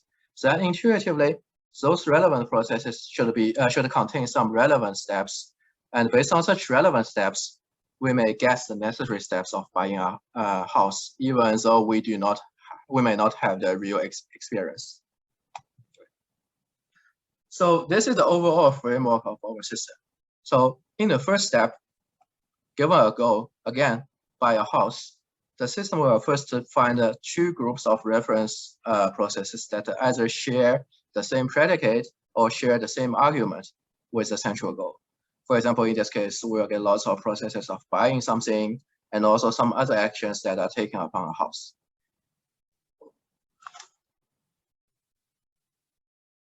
Then, based on those reference processes, we'll do a step of abstraction on top of the event processes. And the last step is to perform a probabilistic union to find a common pattern among those relevant event processes, and then do a level of event conceptualization. And in the end, the abstracted representation, which represents the common sense of, which represents the common pattern, will be conceptualized into the process of buying a house. So here are some interesting results, which shows that this, as I said, is still a very challenging task, although our system is able to significantly outperform strong sequence-to-sequence baselines. On the other hand, we still show that there are about half gap between the system performance and also the human performance. So in this case, this is an open problem which is worthy attention, and we have the resources and the implementation available in this link. At the same time, here there's a pretty interesting case study which shows that given the central goal of, let's say, treating the pain, the system can actually predict a meaningful processes, for example, identifying the symptom, seeing the doctor, recognizing the symptom, and also taking a supplement. So next, let's look at the problem of event intention prediction. So the motivation of this prediction problem is that we know people can easily anticipate the intents and possible reactions of participants in an event. For example, when we see events such as person X cooks Thanksgiving dinner, we can easily guess that the intent could be the person X tries to impress their family, while the reaction could be the person X gets tired, but still the person gets a sense of belonging, and the reaction of the family could be they are impressed, right? So similar to human behavior, we would also expect a common sense aware machine to perform such inference. And this problem is first attempted by this work titled Event-Centric, published by Reshkin et al. In ACL 2018. So the Event-Centric system is developed based on a large crowdsourced corpus, which contains around 25,000 events and also free-form descriptions of their intents and reactions provided by the Amazon Turk worker. Then the model is trained on the corpus to perform a sequence to n-gram generation, and which shows a kind of generalization to give free-form intention prediction of events. For example, given the event of, let's say, person X cooks a steak, the system is able to predict that the intention could be to kill their hunger, to make their dinner for the family, or to eat the steak. And similarly for the person X reaction and also other people's reaction. So the resource of Event-Centric has later fostered some important works for common sense inference, such as Atomic and Comet, for which Hongming will provide more detailed introduction to those works in the next section. So meanwhile, the intention prediction problem naturally applies to event processes as well. As suggested by cognitive studies, a process of events is always defined by the central goal or the intention of the performer. For example, when we see the process of starting from digging a hole, putting seeds in the hole, and fulfill the hole with soils and water the soil, we humans can easily tell that this is a process of the intention, planting a plant or growing a garden, right? And similarly, when we see the process of making a dough, adding toppings, preheating the ovens and baking the dough, we people can easily know that those should point to central goals of cooking a pizza or cooking flatbread or focaccia or so on and so forth. So actually, the conclusion is that we humans can always understand event processes by hypothesizing the objectives of the process that are aimed for, or the ultimate consequence the process seeks to accomplish. Then naturally, when we develop a common sense aware intelligent system, we should also let it has this ability to perform such inference. So accordingly, in this 2020 work of ours, we proposed a new cognitively motivated semantic typing task for event processes, which aims to infer what is the overall action the process seeks to take and what type of objects the process should affect. And to facilitate the research on this problem, we have contributed with a large data set of typed event processes, as well as an effective hybrid learning framework for event process typing based on indirect supervision. So the data set we extract is based on WikiHow, which is a large community website containing professionally edited guideline articles. And this data set comes with more than 60,000 event processes, and each of them comes with a free-form label of action type and also a free-form label of an object type.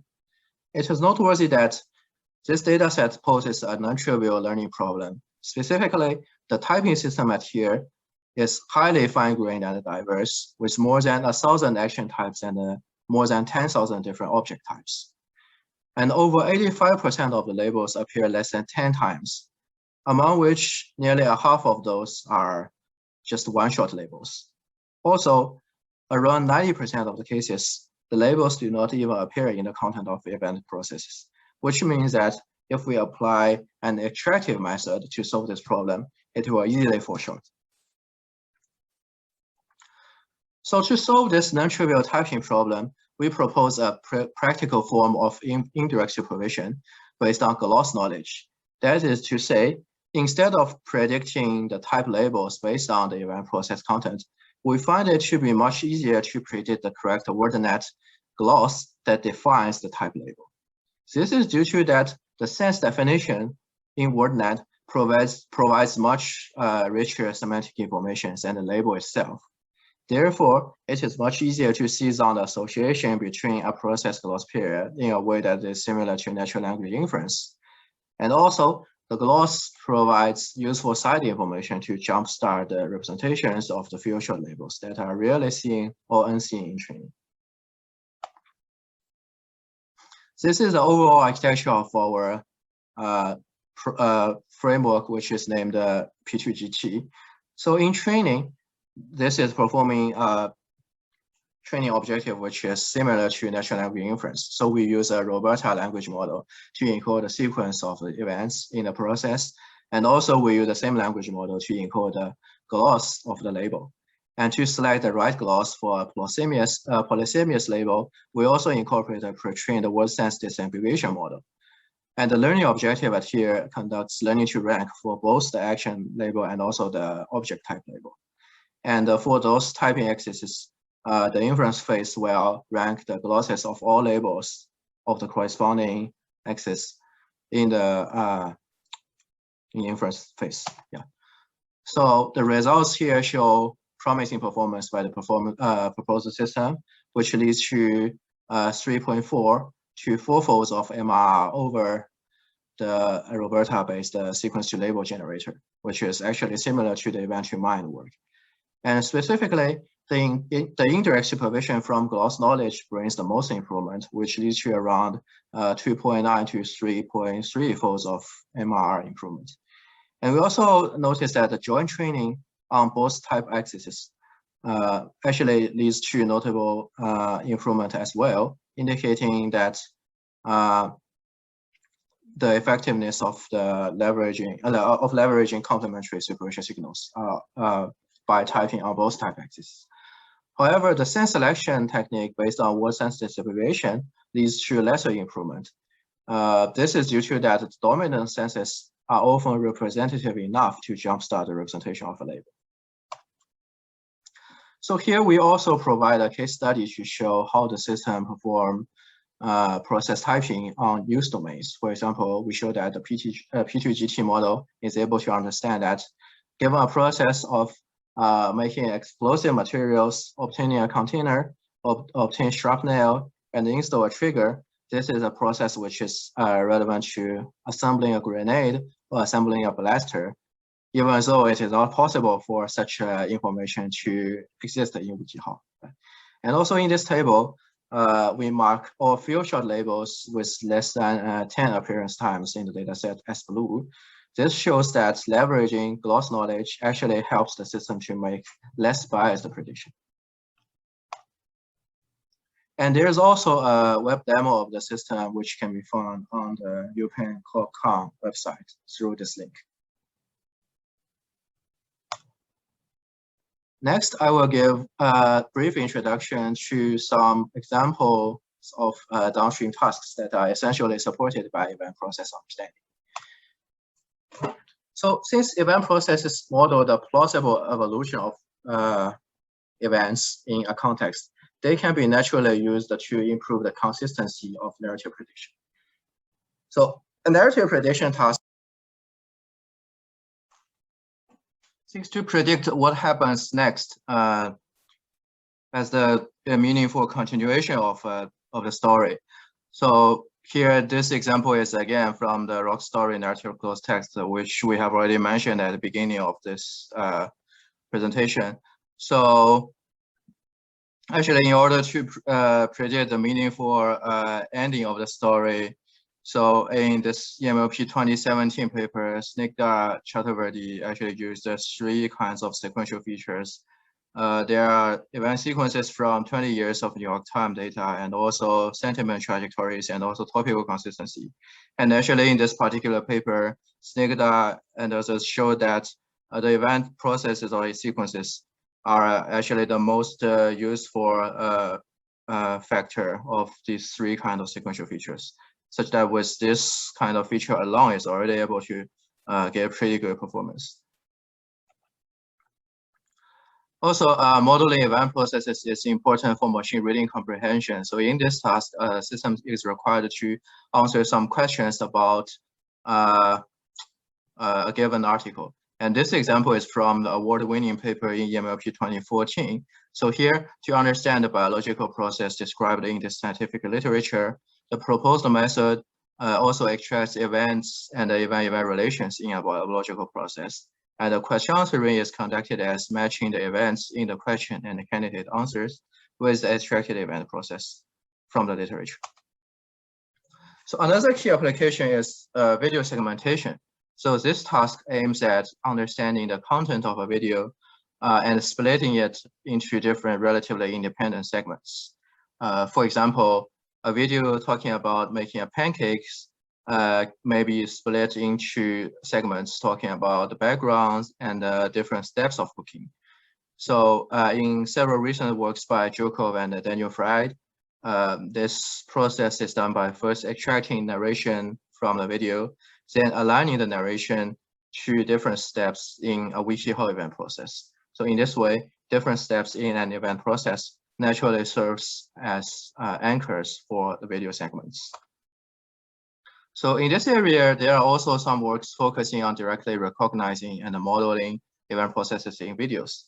For example, this most recent work by our collaborators from Columbia University, this has been actually recently accepted to CVPR. So in this work, they propose to use hyperbolic embeddings to capture event evolution processes in videos. Here, because the same kind of event process may branch into different possible paths of evolution, it naturally forms hierarchies that are particularly suitable to be captured with a hyperbolic geometry. This is actually a very new work that has just been published. So last, I will use several brief pages talking about a few open research directions related to event process understanding. So the first problem is salience detection or essentiality detection in event processes. So previously, we have introduced the problem of intention prediction for event processes.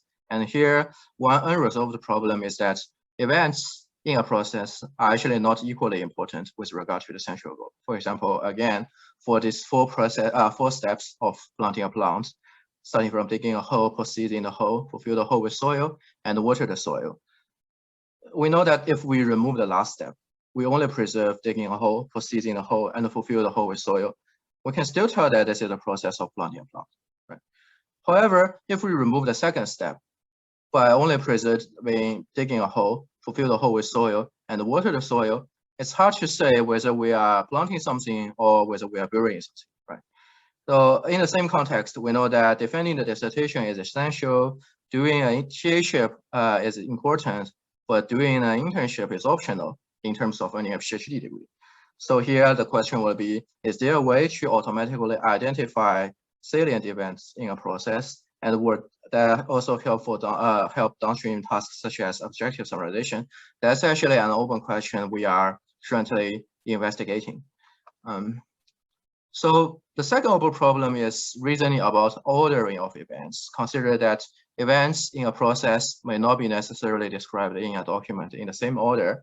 So in that case, how to identify the correct ordering of member events in a process from a document, this is also an unresolved challenge. So for this problem, there are two relevant benchmarks that are published both in the past year's MLP.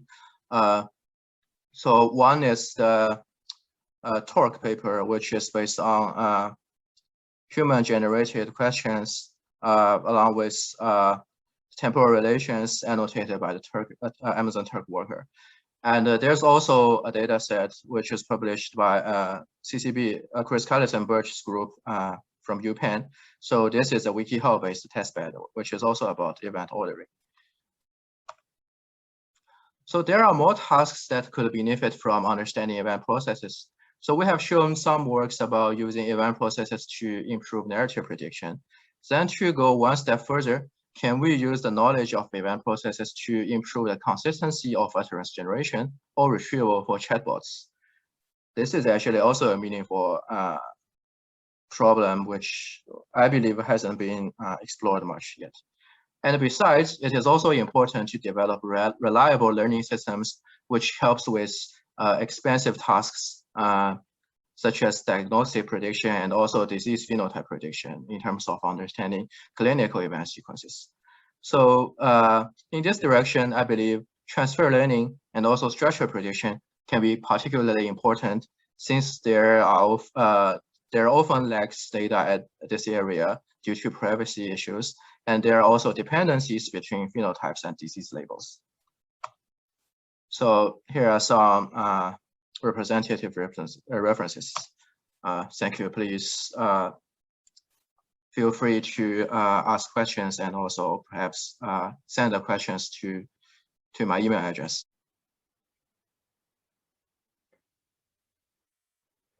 Okay, so hello everyone, this is Hongming from the CoCom group at UPenn. So in the first section, I will introduce how to understand common sense from the angle of events and how can we collect those event relevant knowledge. Okay, so let's get started. Common sense is crucial for understanding human language. For example, when we see a sentence like John stepped in a puddle and had to go home to change, humans should be able to answer why is this happening. For example, to understand this sentence, we might need to know the knowledge that stepping in a puddle can cause the shoes get wet. And then if our shoes get wet, we will feel uncomfortable, which may motivate us to change. So from these simple examples, we can actually see that the common sense is deeply connected with events. So in this section, I will first introduce the connection between event knowledge and the common sense. Basically, how can we understand common sense from the angle of events? And after that, I will introduce 3 popular methods we typically use to collect those event relevant knowledge, including the human annotation, automatic IE systems, and the language modeling. After introducing the instance level event knowledge, I will then talk about how can we go to a more abstract level. Basically, how can we collect those schema level event knowledge. In the end, I will conclude by comparing the advantage and disadvantage of all event knowledge acquisition approaches. Okay, so I will just start with the first part. So basically for ordinary people, common sense means the good judgment about the world around us. So in the AI community, it is used as a technical term referring to millions of basic facts and understandings possessed by most people. And a unique property of the common sense is that common sense is about preference over ordinary objects, and they are not inevitably true. So basically different from factual knowledge, like Obama was the president of the United States, which is always correct. The common sense is not. For example, if you forget someone's birthday, they may be happy with you, but if this person is your friend and he really understands that you're very busy these days, he won't get angry. So from this example, we can see that common sense is really about preference. So let's go a little bit deeper and try to think about where could such preference happen. So based on Jenkins-Dobbs semantic theory, the semantic meaning in our language can be described as a finite set of mental primitives and a finite set of mental combinations. And actually the prime unit here could include many things. So the first kind of prime units are things or entities. For example, cats. We all know what the cat is about. It's a kind of animal that are typically very cute and have 4 legs, 2 eyes, 2 ears, 1 tail, etc. Besides that, another important primary unit is the state, such as the cat is cute or the cat is smiling. Actually, I think it is fair to say that our understanding about things can be reflected via states, because the semantics about things is really just a union of all possible states it could appear in. So basically, the states are describing things. Okay, so everything we have been discussing so far are static. However, the world is dynamic and everything is changing. That is why we also need to understand events. So basically, events are describing the change of states. I think it is fun to view it as a kind of derivative of the states, maybe, such as the cat is running. It runs from one state to another one. Actually, there are many interesting things we know or we have preference about this event. For example, the cat is running in such a hurry maybe because it sees some delicious food, or it suddenly wakes up and sees someone is trying to take a video of it, and it just got scared. Considering that the knowledge about things can be effectively expressed by states and events, whose overall term is called this eventuality, so we can say that the common sense can be reflected via the preference over eventualities. So naturally, the next question would be how to represent such preference that the machines can understand, right? And to answer this question, we do think about how this kind of preference is expressed in human language.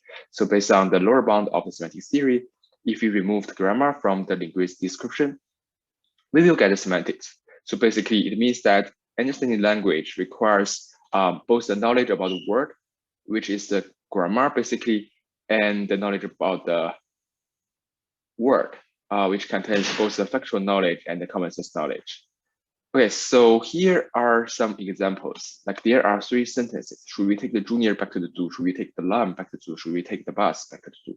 These 3 sentences share the exactly same grammar structure, but they are describing totally different events. Like if we have a little bit more context here, like it is so dangerous, which one of these 3 sentences should be the most appropriate next one? I would like to vote for the second one because we all know that lawn is technically very dangerous. So basically, through the comparison of these 3 sentences, we can see that when the grammar is controlled, the selection we made can reflect our understanding about the word. So historically, people used to call such a grammar-based semantic a preference with the term sexual preference or semantic fit in several other literatures.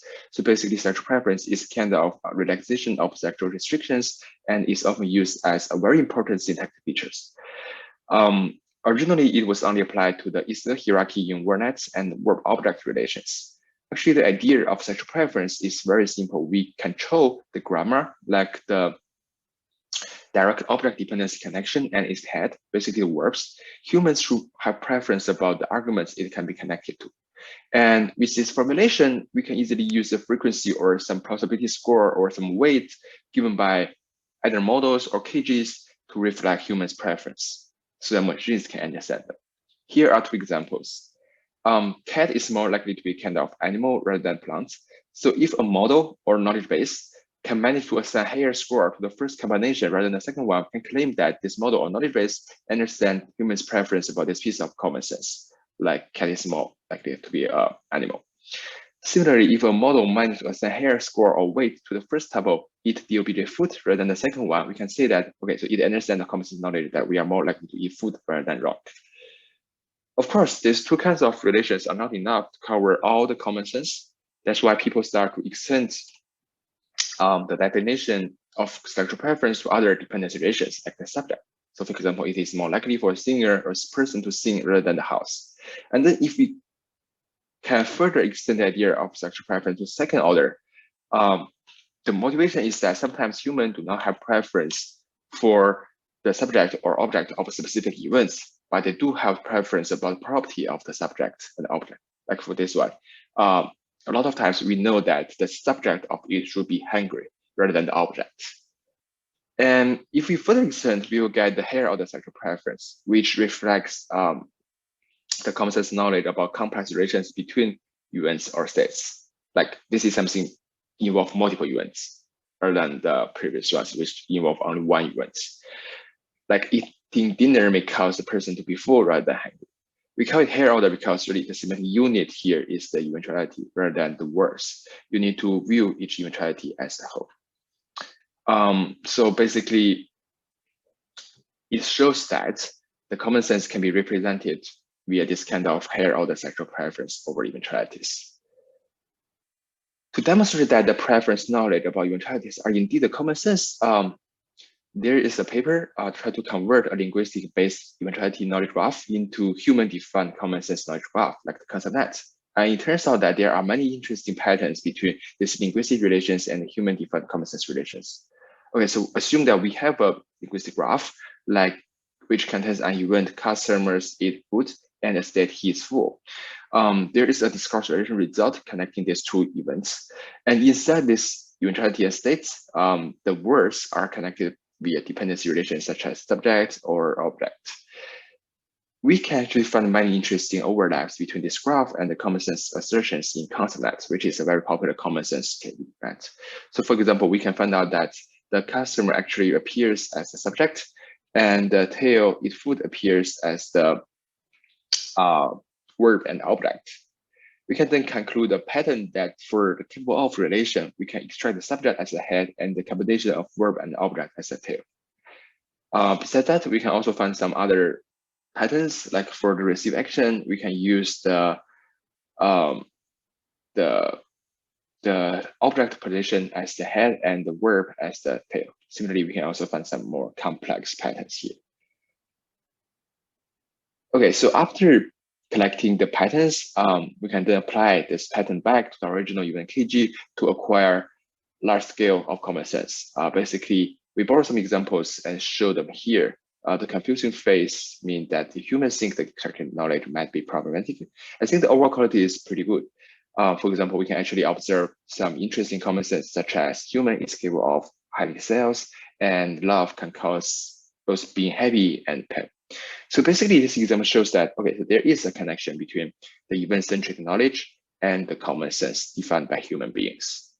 So after introducing the connection between these two, I will then start to introduce several approaches we have been trying to acquire this knowledge. And I will start with the human annotation. As an important semantic unit, the study on event semantics has long been one of the focus in the NLP community. Throughout the years, many event-centric resources have been developed, and they may have different purpose and scale. For example, FrameNet is considered to be one of the earliest knowledge base defining events and their relations. It provides annotations about relations among about 1,000 human-defined eventuality patterns, they call frames, which contains 27,000 eventualities. However, given the fine-grained definition of frames, the scale of the annotation is quite limited. After that, ACE reduced the number of event types and annotated more examples for each of them. Different from these two, ProBank and NoBank build frames over syntactic parse trees and only focus on annotating popular verbs and nouns. Okay, so all aforementioned resources are mostly focusing on the event themselves and do not care too much about the relations between them. But there are some resources that do care about the relations. For example, TemBank focuses on the temporal relation between events. And while all of the previous introduced resources are annotated by domain experts, and one consequence of that is that they often suffer from the scale problem. That is why people start to use crowdsourcing to create larger scale knowledge base. So the first one and one of the most famous one is the ConceptNet, which records complex common-sense knowledge among different events. And after that, Events Command, Propora, and Atomic, and also Atomic 2020, they also are built. They were also built with the crowdsourcing, and they focus on different perspectives. For example, Propora focused on the scientific process, while Atomic focused more on human-defined relations between daily events. As a quick conclusion, the most significant advantage of this event-centric knowledge base is that they are often of very high quality. But at the same time, it may also suffer from the expensive costs and also the scale problem. Also, the limited relation types, because we always need to first define the relation so that we can annotate them, right? Okay, so after introducing the previous human-crafted event knowledge resources, I will then introduce how do we acquire the event knowledge automatically with the information extraction approach so that we can increase the scale of those knowledge resources. The first work I want to introduce is the Nollywood as one of the earliest large event knowledge graphs. It extracts event knowledge from movie scripts. Specifically, it defines each event to be the combination of a verb and its object, and it only focuses on the temporal relation between events. It uses 560 movie scripts as the corpus. So here is the overall pipeline. It first leverages existing tools like clause parsing and word sensitization to parse the raw corpus. After that, based on the parsing results, they build a knowledge inference model to align all the extraction event knowledge. The main purpose of this step is to minimize influence of the conflict. In the last step, it built the event taxonomy based on the cleaned knowledge and generate the final KP. So here is a case study showing the extracted results. From this scene, we can actually extract some interesting event knowledge, and we first we first knock the door and then open up the entrance, and so that we can enter the office. A big advantage of this approach is the quantity, as this approach is automatic. It is much cheaper than the crowdsourcing. We can effectively extract knowledge about 964,000 events, which is much larger than ConceptNet and many other resources. Besides Nollywood, another large-scale event-centric knowledge graph is Acer. Compared with Nollywood, The overall structure of ACER is more complex. As a result, it has the potential to cover richer event knowledge, but also face larger extraction difficulties. Specifically, ACER is a hybrid graph, and each node in ACER represents an eventuality, which is in the format of a dependency graph. So currently, ACER uses all the discourse relations between eventualities as the edges rather than just the temporal relations. And as for the resources, it uses 11 billion token corpus as the raw data. Okay, so here is the overall extraction pipeline. After collecting the raw corpus, it's the first pre-process a text with the dependency parser and then perform the eventuality extraction algorithm with the pattern matching approach. And after that, it will extract discourse relations from those candidate instances with the help of explicit discourse parser. Considering that compared with the eventualities, the discourse markers are often much more sparse. They also introduce an additional bootstrapping framework to increase the edges iteratively. So here is an example of ACER. As you can see from this one, it is essentially a hybrid graph. Like each node is a hybrid edge of words that describe an eventuality. And there exists heterogeneous edges among those eventualities. The current ACER contains 194 million eventualities and 64 million edges. Actually, lots of interesting common sense can be found in this example. For example, the eventuality I eat food appears 3,000 times, and I eat rock never appears.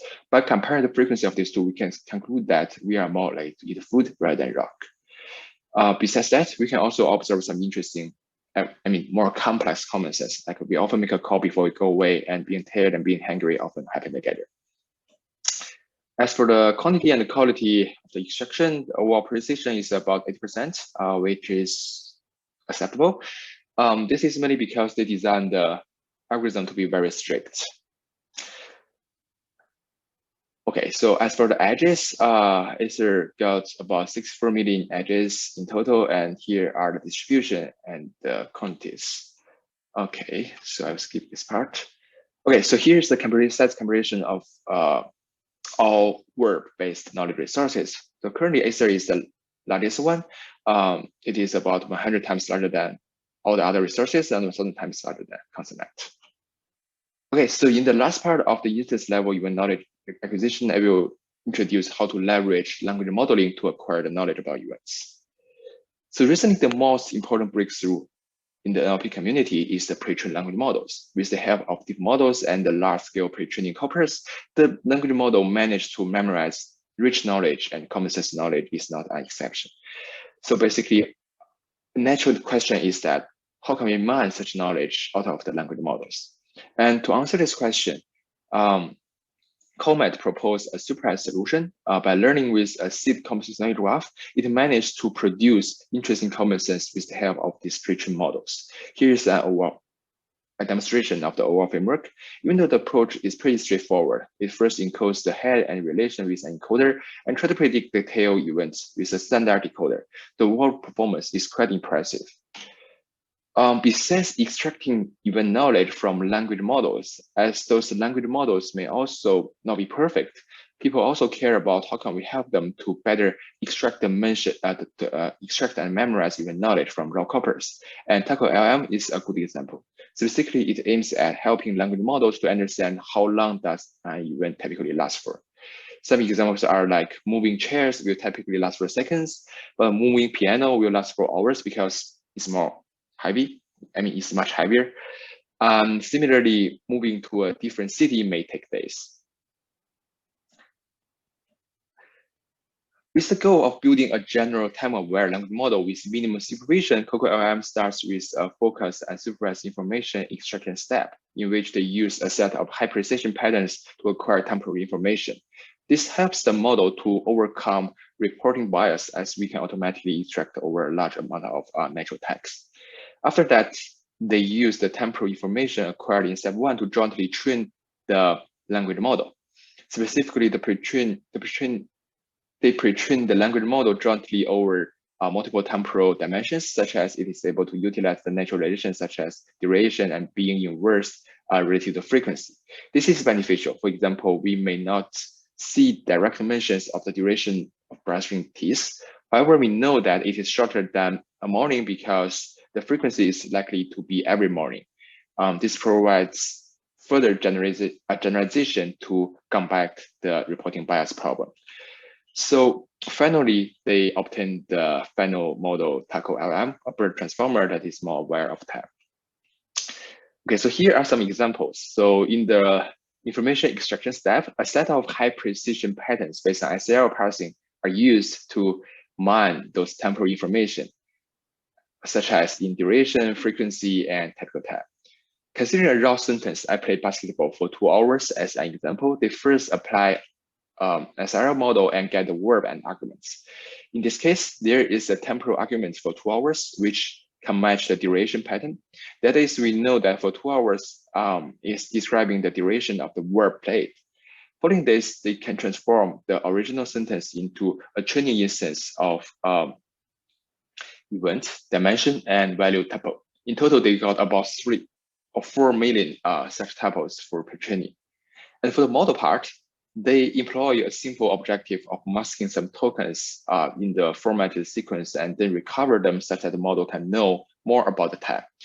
With this higher probability, they will mask the temporal value while keeping the others. Otherwise, they can mask some event tokens and keep the temporal values token unchanged. In this case, they can maximize the conditional probability of the events and the value at the same time to preserve the original capability of a language model. Okay, so after introducing the common way of collecting instance level event knowledge, I would then introduce several recent works that focus on schema level event knowledge. So the good thing about schema level event knowledge is that it can help us to achieve a kind of abstraction to transfer knowledge from observed event instances to those that we are not so familiar about. At the same time, it can also help us to select the salient event knowledge and minimize the influence of noise. Here is an example. Assume that we have 2 instance level event graphs. Even though they are not describing the identical events, some components are shared. For example, here are, how are these transport events are connected with the tech events? This piece of knowledge are shared on both of these graphs.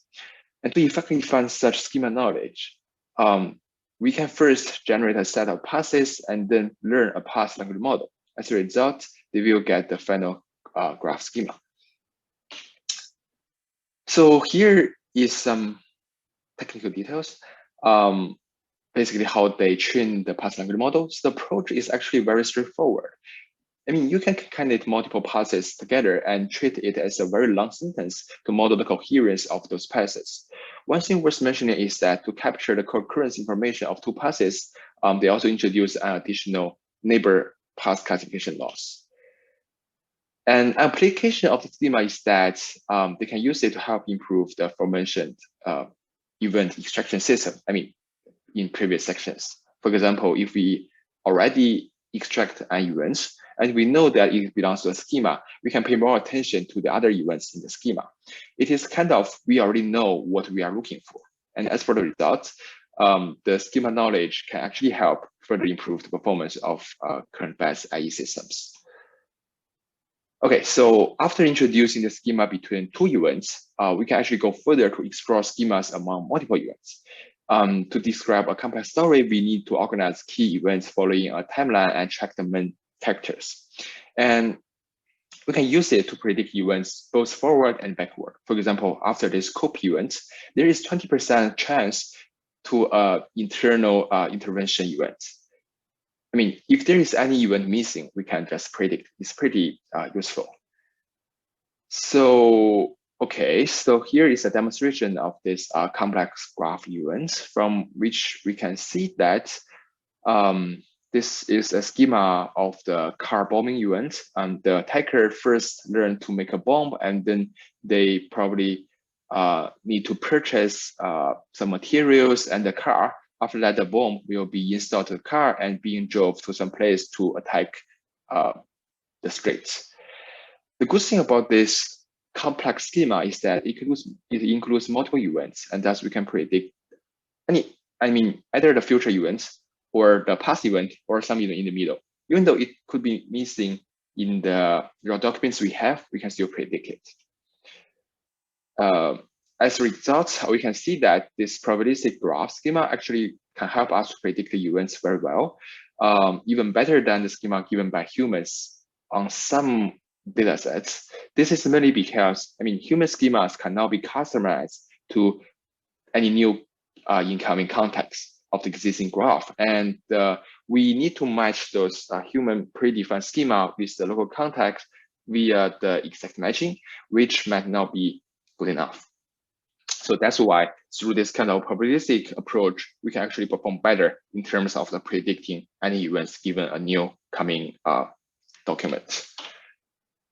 Okay, so after introduce the connection between common sense and events, and I think most of the popular works we have been trying, approach we have been trying to acquire this knowledge, I would then introduce a very simple comparison of all of these previous approaches. So in the first part of this talk, I demonstrate that there is a transferability from event knowledge to common sense knowledge, linguistic-based event knowledge. After that, I introduce those popular existing event knowledge acquisition approaches to show that compared with common sense, acquiring event knowledge is often cheaper and more scalable. Last but not least, there is no perfect acquisition system, and we need to select the most suitable one based on our needs. In the end of this chapter or this section, I also mentioned several recent works that focus on this abstract level event knowledge, basically schema knowledge. They are also proved to be very helpful when we try to predict some events in the middle or in the future. So I guess that is all for the first section. Thank you so much for your time. If you have, here are several key references, and all the materials will be shared on our website. So if you have any questions, you are welcome to ask now. We are here to answer, or you can just drop us an email. We'll be trying our best to respond to them. Okay, thank you so much for your time, and enjoy the rest of the conference. Thank you.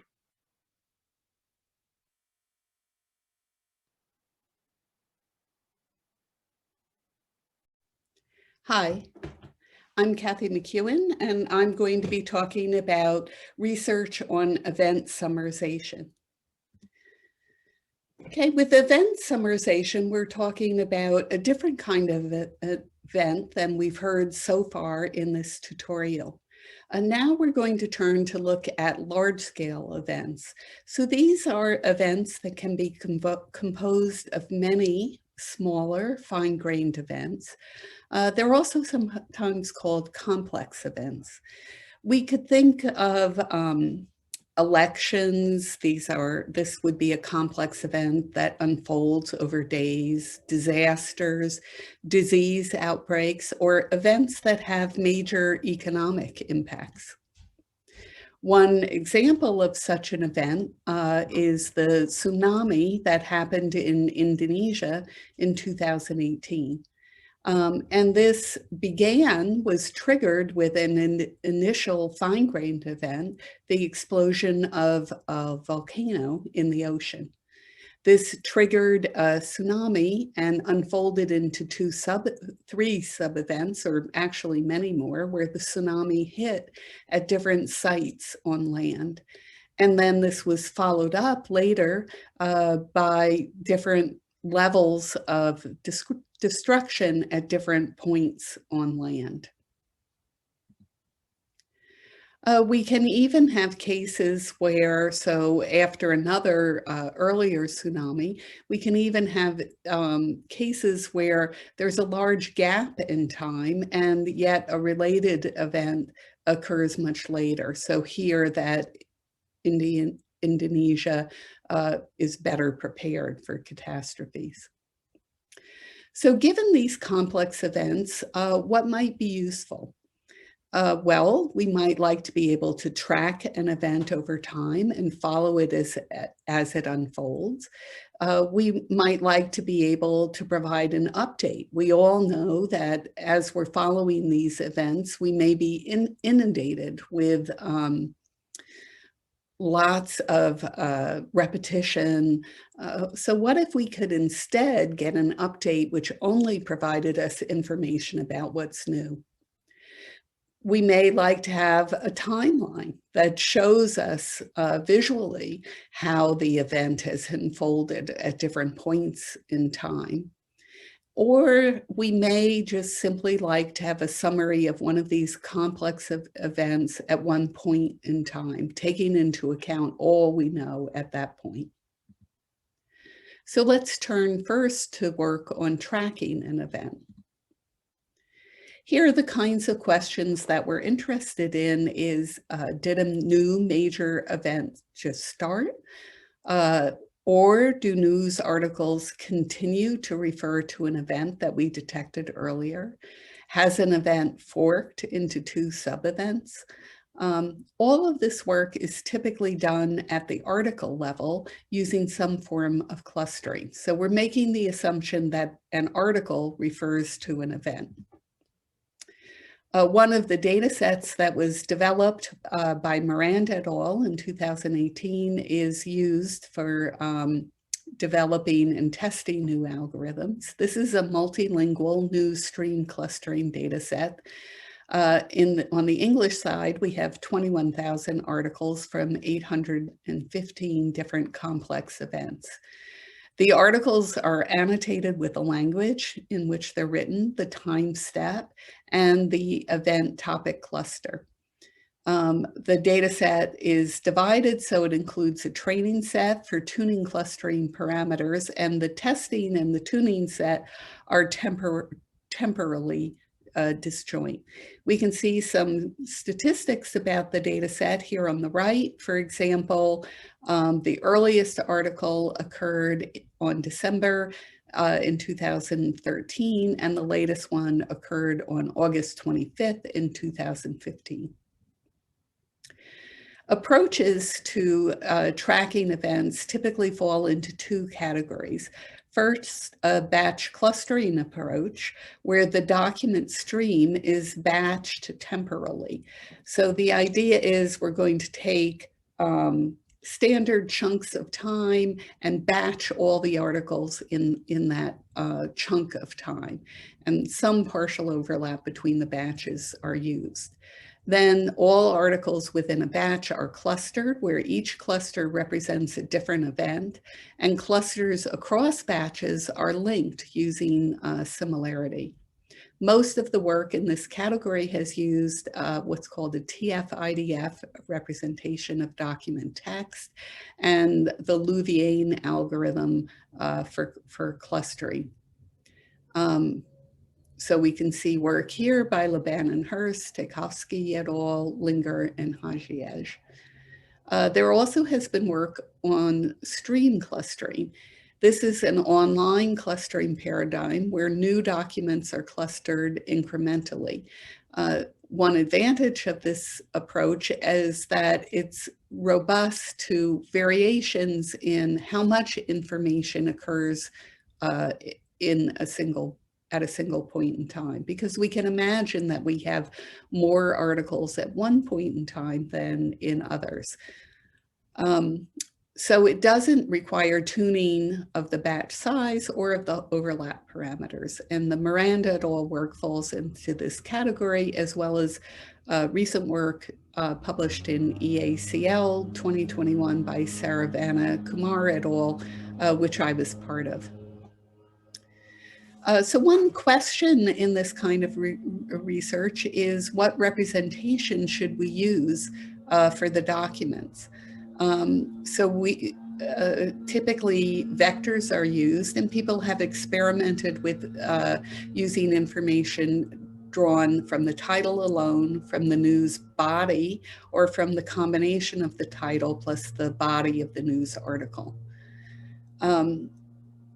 The earlier representations used TF-IDF, which is a metric drawn from information retrieval. It is term frequency times inverse document frequency. And this metric has also been used extensively for summarization. Tchaikovsky also experimented with dense representations. but they were not able to get improvement over using TF-IDF alone. So as of 2019, the state of the art was based on TF-IDF. In the work by Saravana Kumar et al., we used a combination of TF-IDF together with dense representations. And in particular, we were looking at fine-tuned dense representations, fine-tuned for event similarity, and entity-aware dense representations, because we know that entities are important. Pretty much all of this work makes use of some representation of time. It may be the document timestamp or information about time in the cluster. To give you an example of what an architecture would look like, this is one from Saravana and Kumar et al., but they're all quite similar. The difference is here in the document representation. So in this architecture, you can see we've got a TF-IDF encoder, a BERT encoder, and a timestamp extractor. And all of these different vectors are sent through to the following modules. So given clusters that have been formed so far, a weighted similarity model we'll make a comparison, similarity comparison between the representation for the given document and the clusters so far. The argmax will tell us which cluster this document should fall into, if any. And the cluster creation model will use a threshold to merge the document with a cluster if it's similar enough, or otherwise to create a new cluster.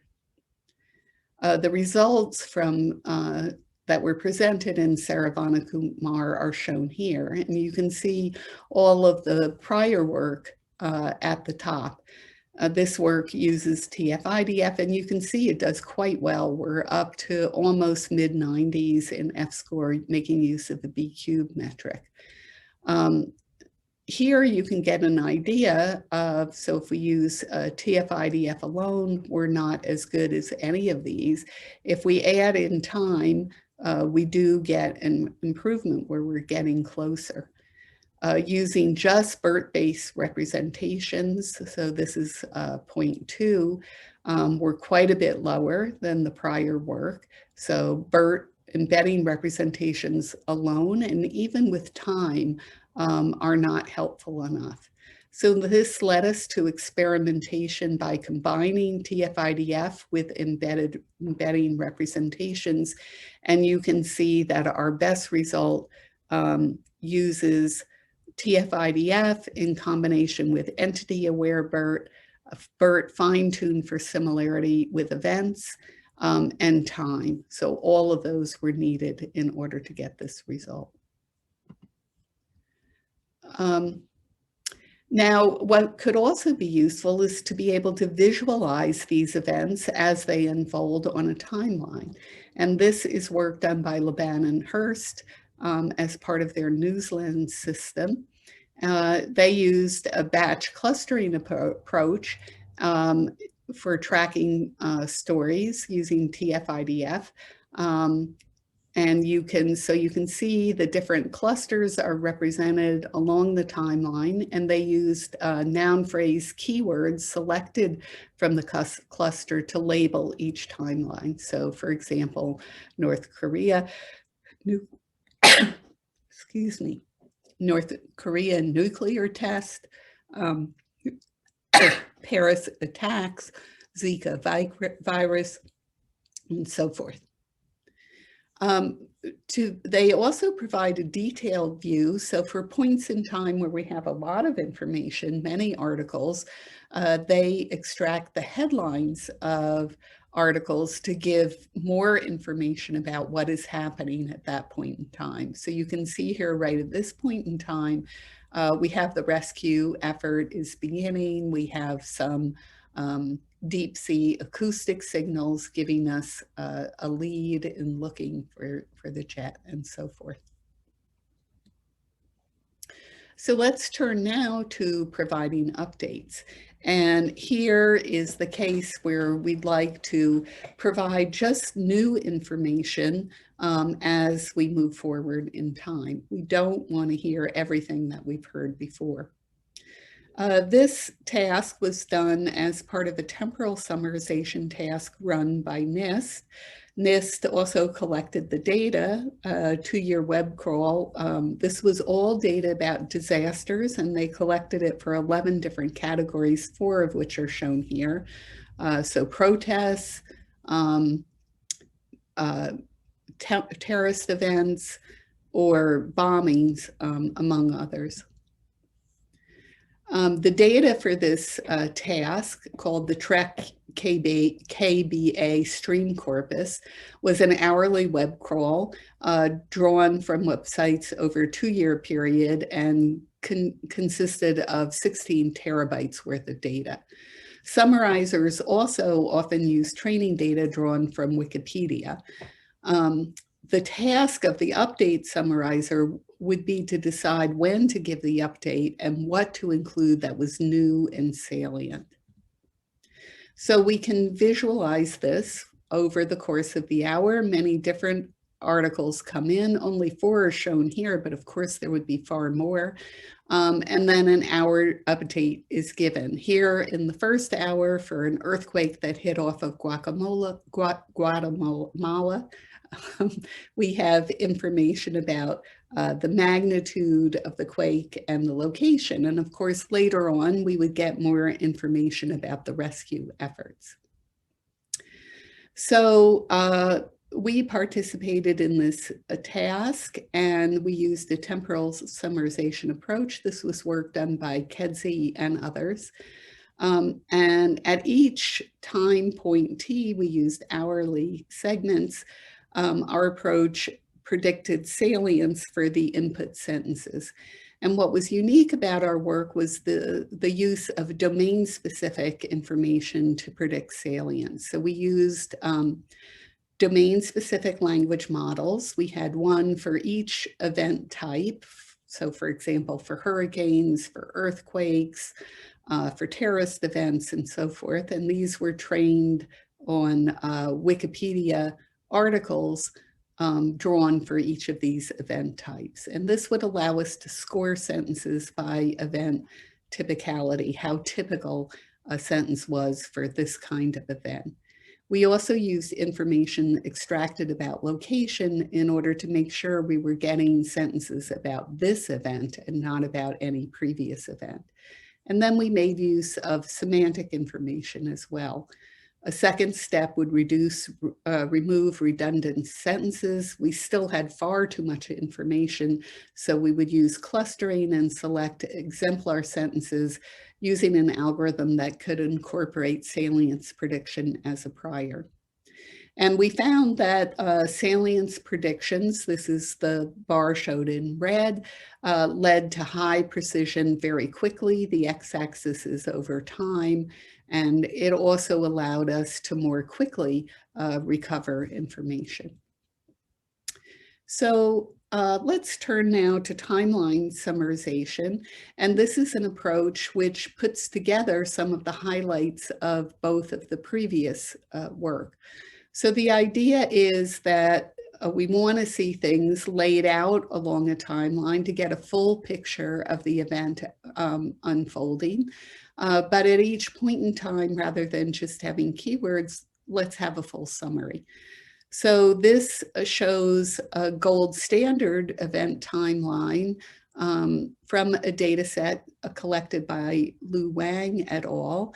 And here is the gold standard for the Ukraine crisis. What was, we see certain interesting things. So a summary at each point in time, each day here. In addition, on the color, we see some threading between events. So here, blue, Obama is connected to President Obama in the following summary. And the first summary to the second summary, we get connected information about Crimea. What was novel about Wang's work was the use of comments to help in creating the summaries. the idea was that by using comments with a news article, we should get a summary that is more socially relevant, that is related to what people are talking about. Wang collected data about 4 different complex events. And in addition to articles on these events, she also collected comments. The summaries are for a single article on the event on day X. So in other words, here we're not getting an update. We're just getting what we know at this point in time. Wang used a joint learning approach to determine sentence importance. So this is an extractive approach. And she was constructing both the article summary and the comment summary. She also made use of event threading, so looking at how people and other entities are connected between these different summaries to create the summary. She made use of a graph-based algorithm. So here we show the bipartite graph with the construction of the article summary on the left and the comment summary on the right, and different kinds of similarity between the articles and the comments help to boost certain sentences in importance. One of the evaluations that she did was an extrinsic evaluation. So they looked at, given an event timeline in 2 different scenarios, one with event threads and one without event threads, how well could students answer questions about the events? So they had students answer questions, and then later they had humans judge how good the answers were along a 5-point scale. And you can see that students were judged as doing much better with event threads, 3 versus 2.5 in comparison to no event threads.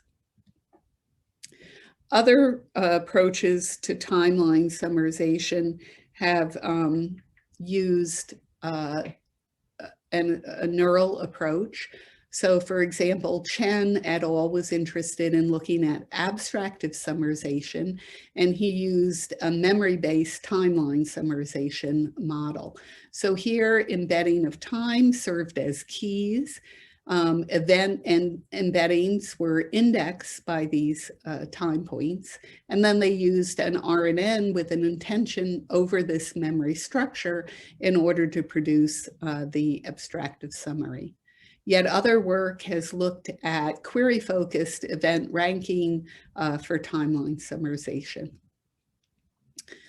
So let's turn now to our last topic in this part of the tutorial, and that is the ability to summarize a complex event at a particular point in time.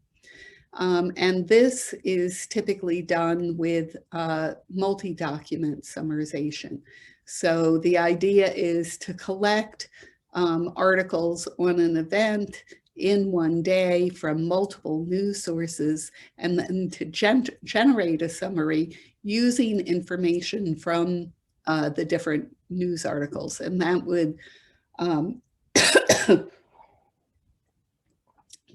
would give us more information and a more balanced perspective on the event.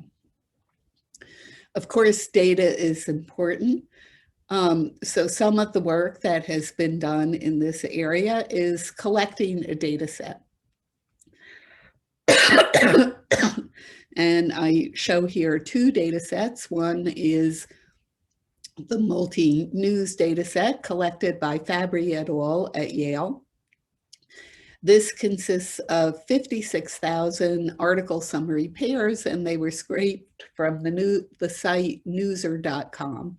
And I love the byline here, read less, know more. This is, of course, should be the mantra of all summarization work. Here on Newser, they hire professional summary writers to write the summaries for different events that took place, and the summaries point to multiple articles which report on that event.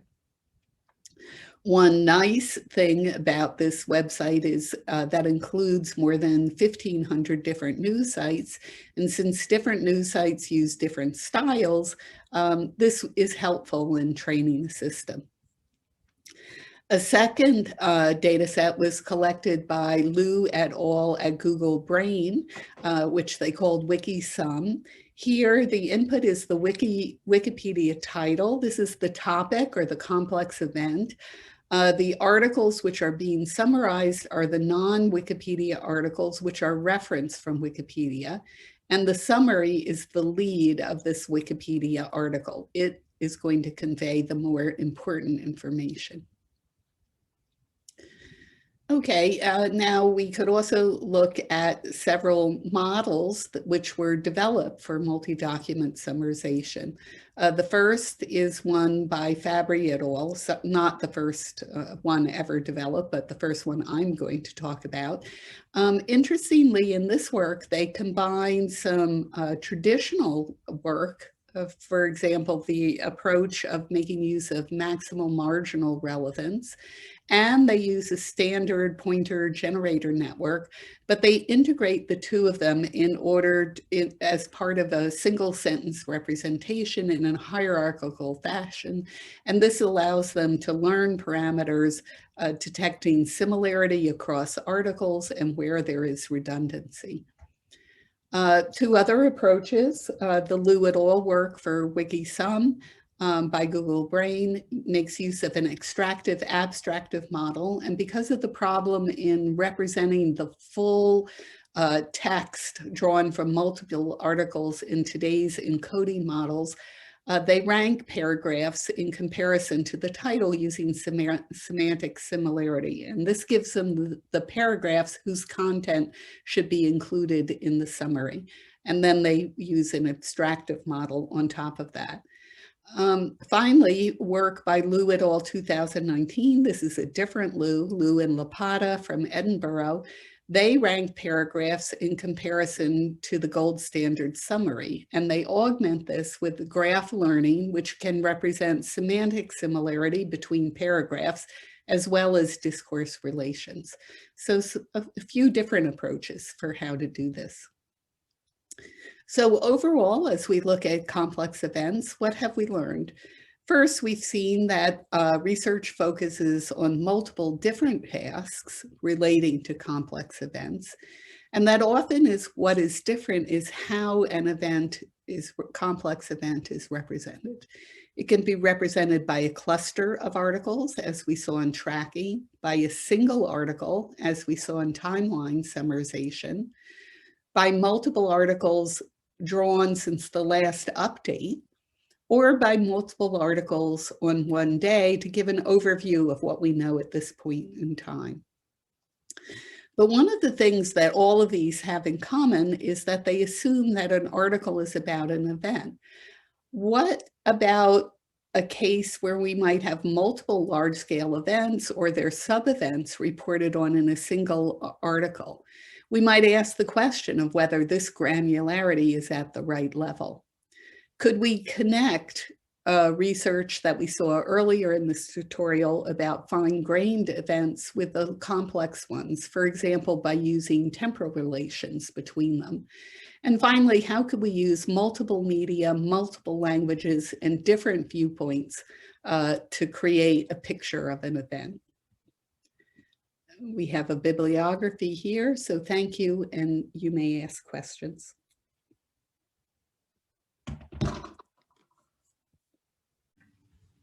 Hi, everyone. So now Dan and I am going to talk about the remaining challenges and some future directions on event-centric NLP.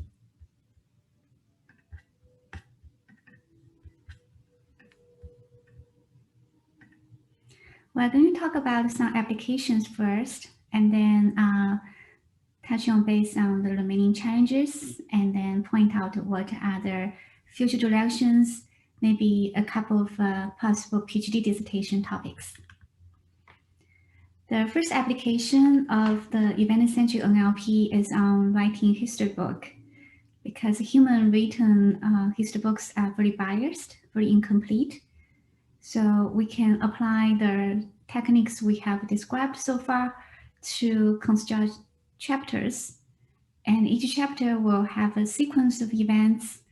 They are well organized by different type of relations between events. And then for each event, we can also summarize their participants, their roles, and then we show how they are organized in a hierarchy, what is the cause of the other event, and so on. And we should be able to update this kind of chapters over time based on different multiple sources. So for example, here's an example of a chapter showing for 2019 Hong Kong protest. You can see that the first chapter is about the first series of a big protest. And then the second chapter is when the features of this protest changed because of the parliament occupation. The second application is news understanding and recommendation. So instead of using keyword search, this kind of system should be able to recommend related events and tell the user why we think they are relevant and how these events are organized in an event network. And the information can come from multilingual multimedia so that you can have a very comprehensive view of some complex events. The third application is on question answering.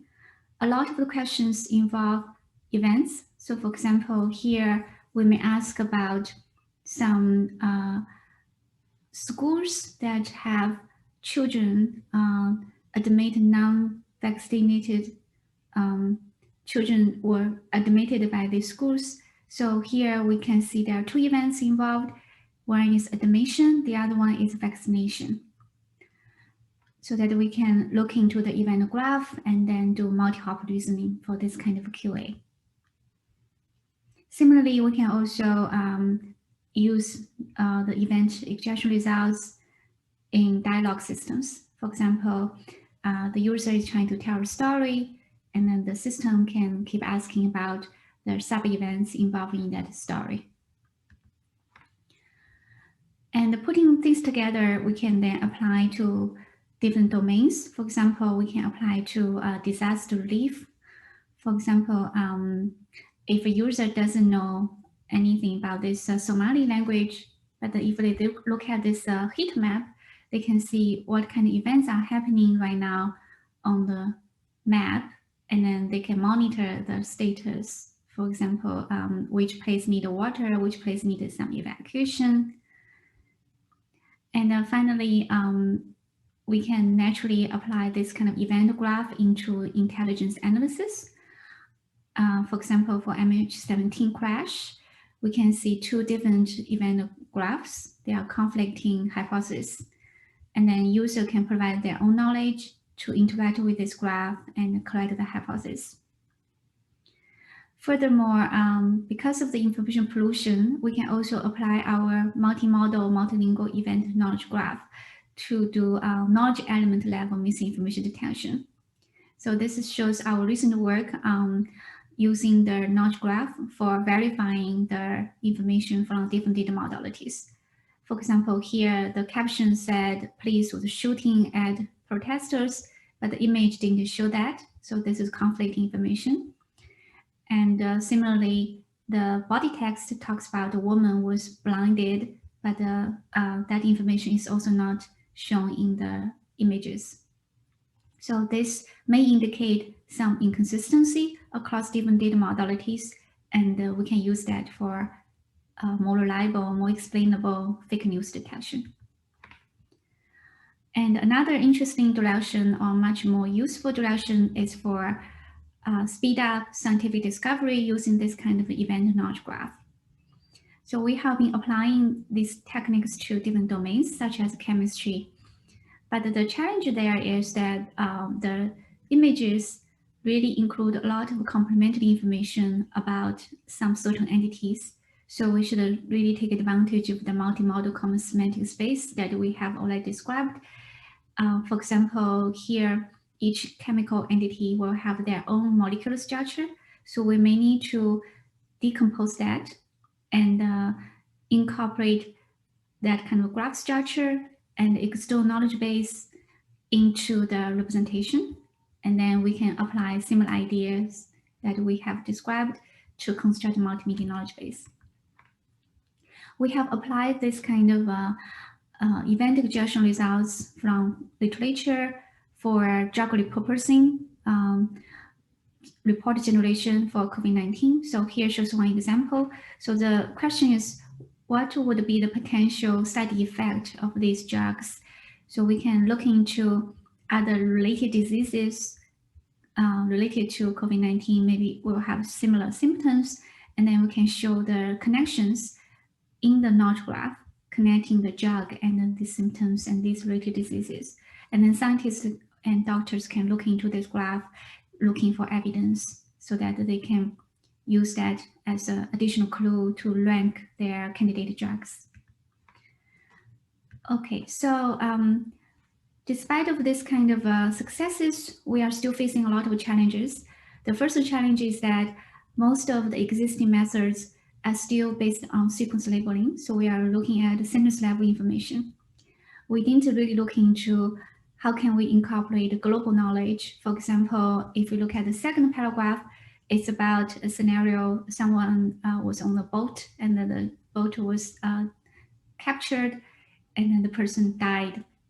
So if we look at the time for the die information appears here, 1985, and the trigger word for die appears at the end of the whole paragraph. So a typical neural sequence labeling system will fail to identify this 1985 as a time for the die. But if you understand that everything is belonging to the same complex event, we can infer the time from other events such as capture. So actually in computer vision, they have this kind of conditioned extraction. So the idea is that, for example, if we already know this keyframe from a video is related to ISIS attack, then we can exclude the types such as concert from the extraction. So maybe we can borrow similar ideas for NLP as well. Most of the remaining errors came from the long tail distribution of some unknown triggers and arguments. For example, all of these are really rare triggers. And we also have problem to deal with the supportive verbs. For example, take and get. This kind of verbs depends on what the arguments are. They usually indicate 3 different event types.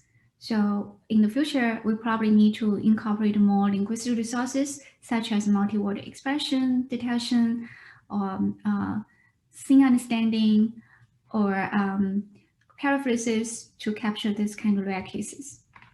On the computer vision side, a lot of low-level processing fails to identify the right candidates. For example, the first picture has a crowd of people, but it's very vague in the picture. So our model failed to identify this bounding box.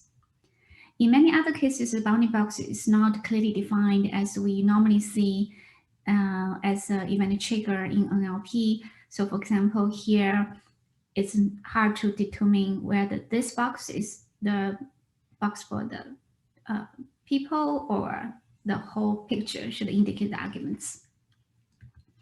And in many other cases, because there are too many instances in the image, so it's hard to determine which one belongs to which role of the event.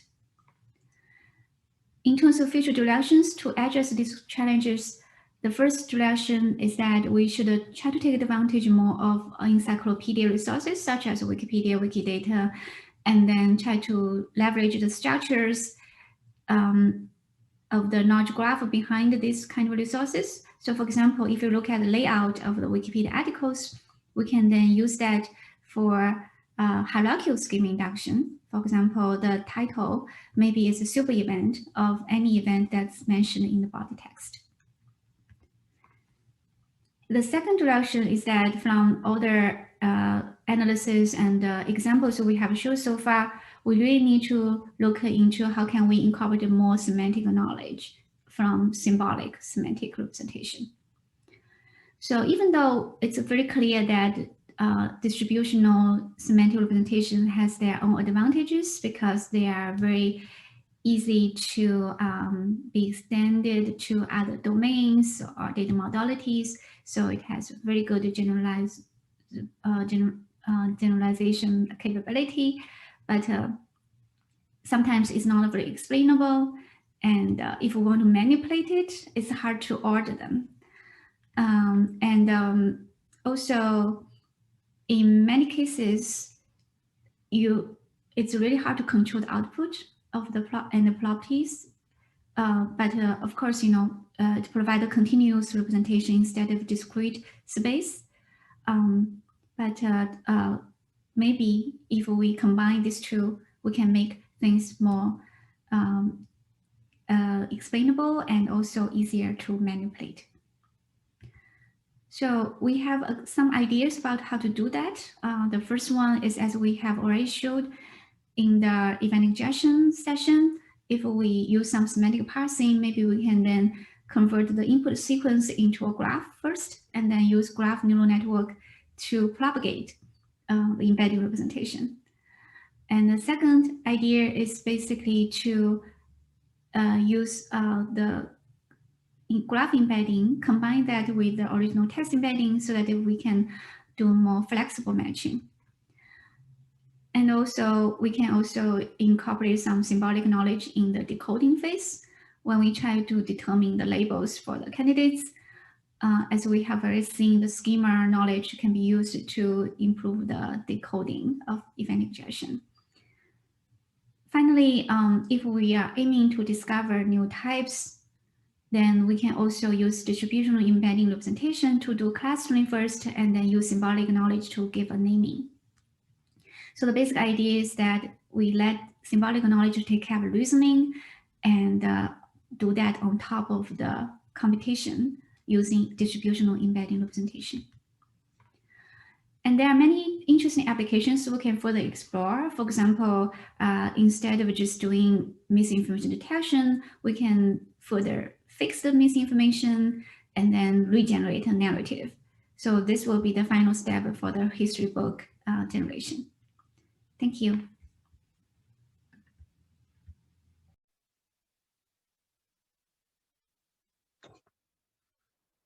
Thanks, Heng. Hello, everyone. I'm going to finish this presentation with a few more thoughts about the challenges that are remaining and a few research direction, or if you want, ideas for PhD thesis.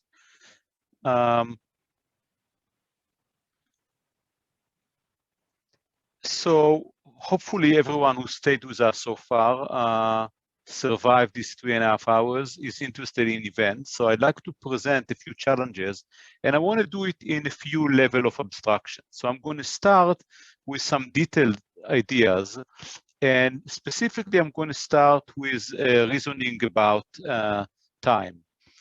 Clearly, time is very important for us when we think about events. Representing time of events for the purpose of reasoning about it, it's still an open problem, even though we presented a lot of work about it. And really, if you think about it, the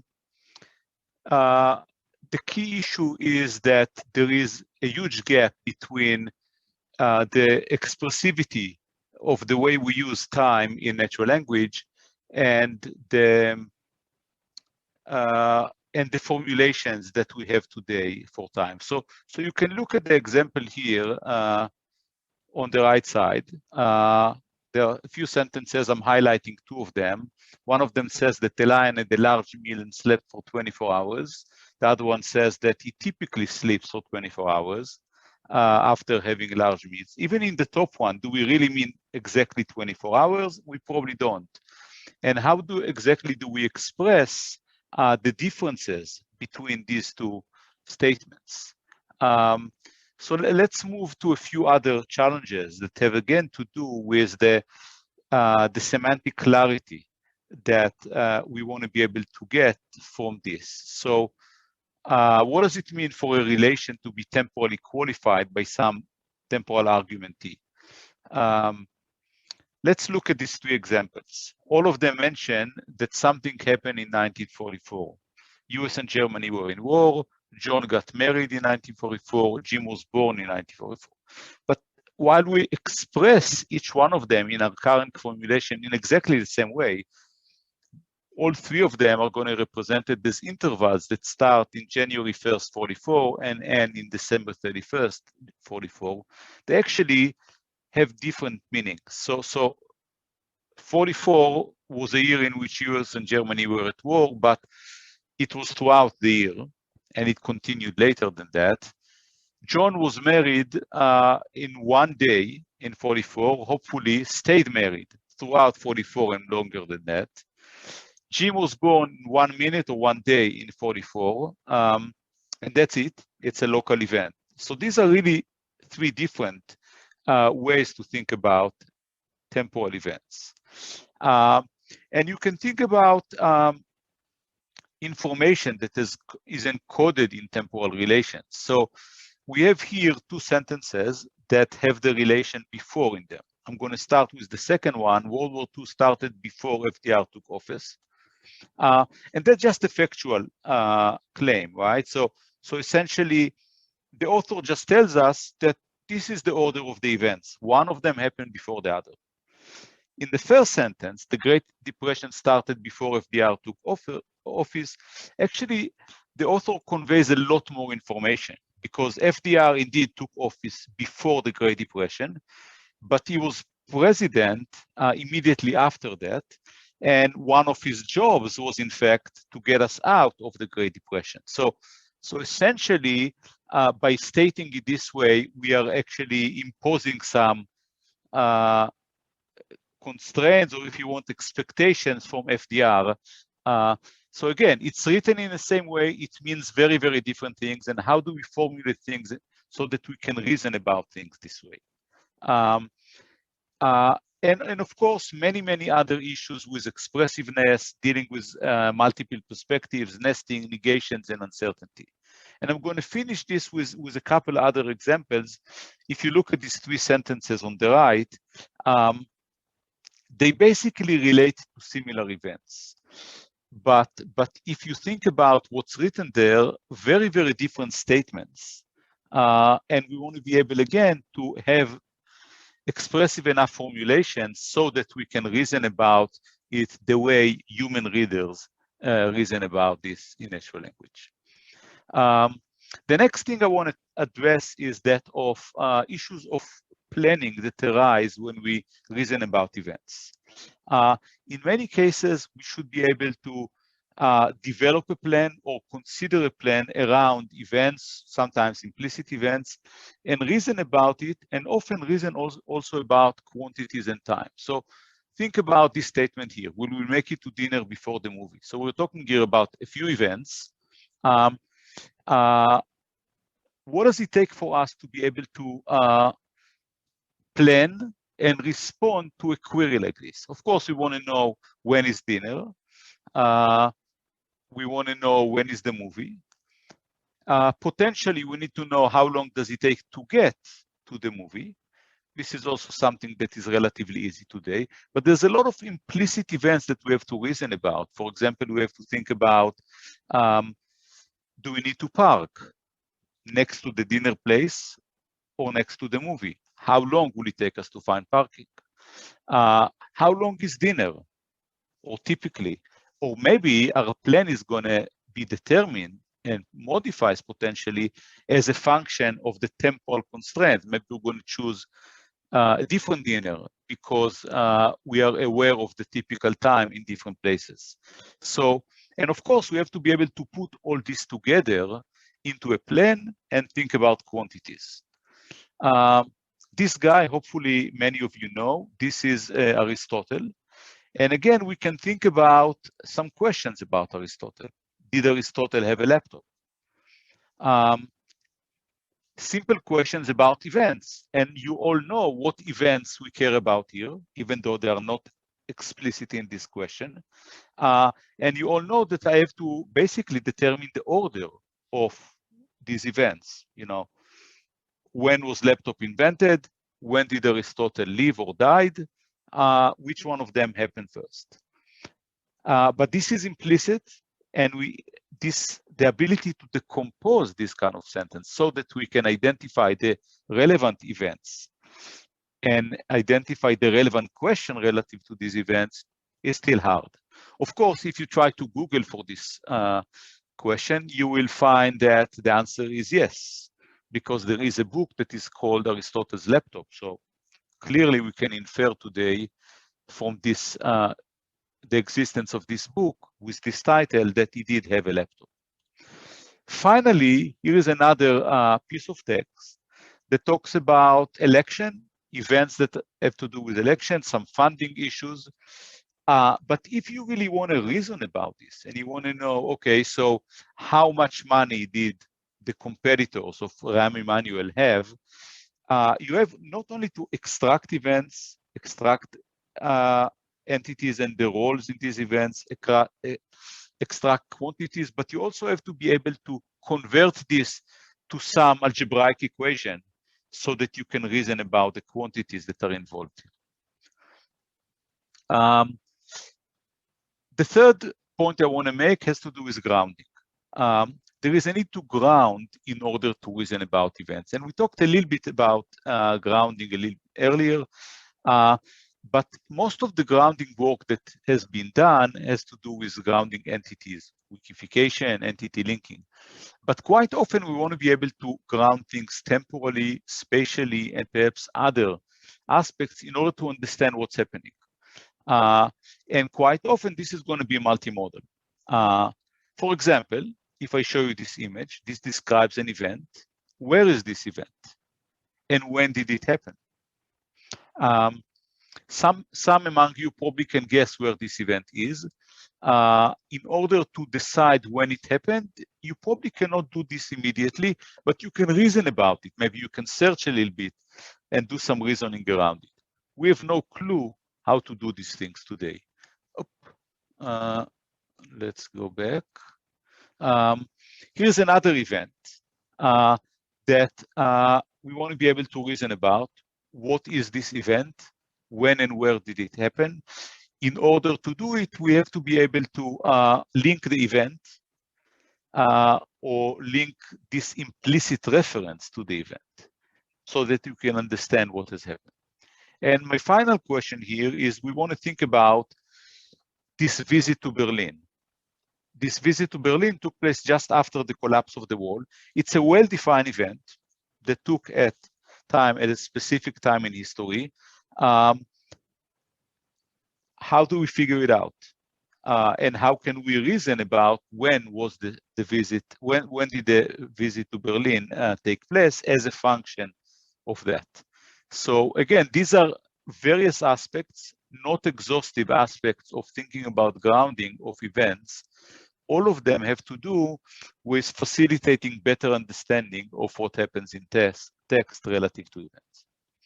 And let me move now to a few higher level event-centric challenges. One of my favorites is that of thinking on long text or books. So books are largely about events. In this case, I'm showing here the example of Charles Dickens' David Copperfield. Hopefully many of you read it or at least know what this is about. So this is about David Copperfield, you know, the main character, and it describes a lot of events starting from his birth all the way to his growing old. And in the course of his life, he visits a lot of places, spends time in a lot of places, falls in love with people, falls out of love with people. And we follow it, and we know that this is fiction as we read it. But at the same time, this book takes place in London and England in the 19th century. By reading the book, we learn about the socioeconomic state. At that time, we learn about child exploitation, the state of the school, the prisons, the immigration to Australia. All these are true historical facts. And as human readers, it's very, very easy for us to distinguish between historical facts and the fiction. how do we formulate this? What are the computational tasks that we want to be able to define? And of course, what are the applications that we want to have once we are able to process and think about books this way? So I'm going to finish with another challenge, something that I think I'm very excited about, very far from what we can do today. This is, if you go to this URL, you'll be very impressed. It's a short video that was put together by the New York Times, a reconstruction video of the killing of Breonna Taylor. This reconstruction is done by analyzing a lot of written evidence, transcript from interviews with witnesses, policemen, neighbors, analysis of physical evidence collected in the scene. Of course, it's multimodal. And it took a group of dedicated people that are professional in this weeks to produce. Can we do something to automate or at least assist them in this reconstruction? Ideally, this should be automated as a support tool for analysis, but it requires multimodal capabilities. It requires understanding and reasoning about quantities and geometry, reasoning about uncertainty, reasoning about possibly conflicting events, conflicting reports that must have existed. So we have to develop a better notion of multiple perspectives and trustworthiness. But in some sense, this is a challenge for AI, NLP, and some other modalities. Can we collect this collection of physical evidence, text, video, and put together such a reconstruction?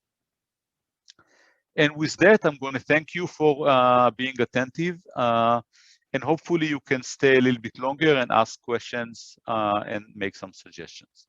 Thank you.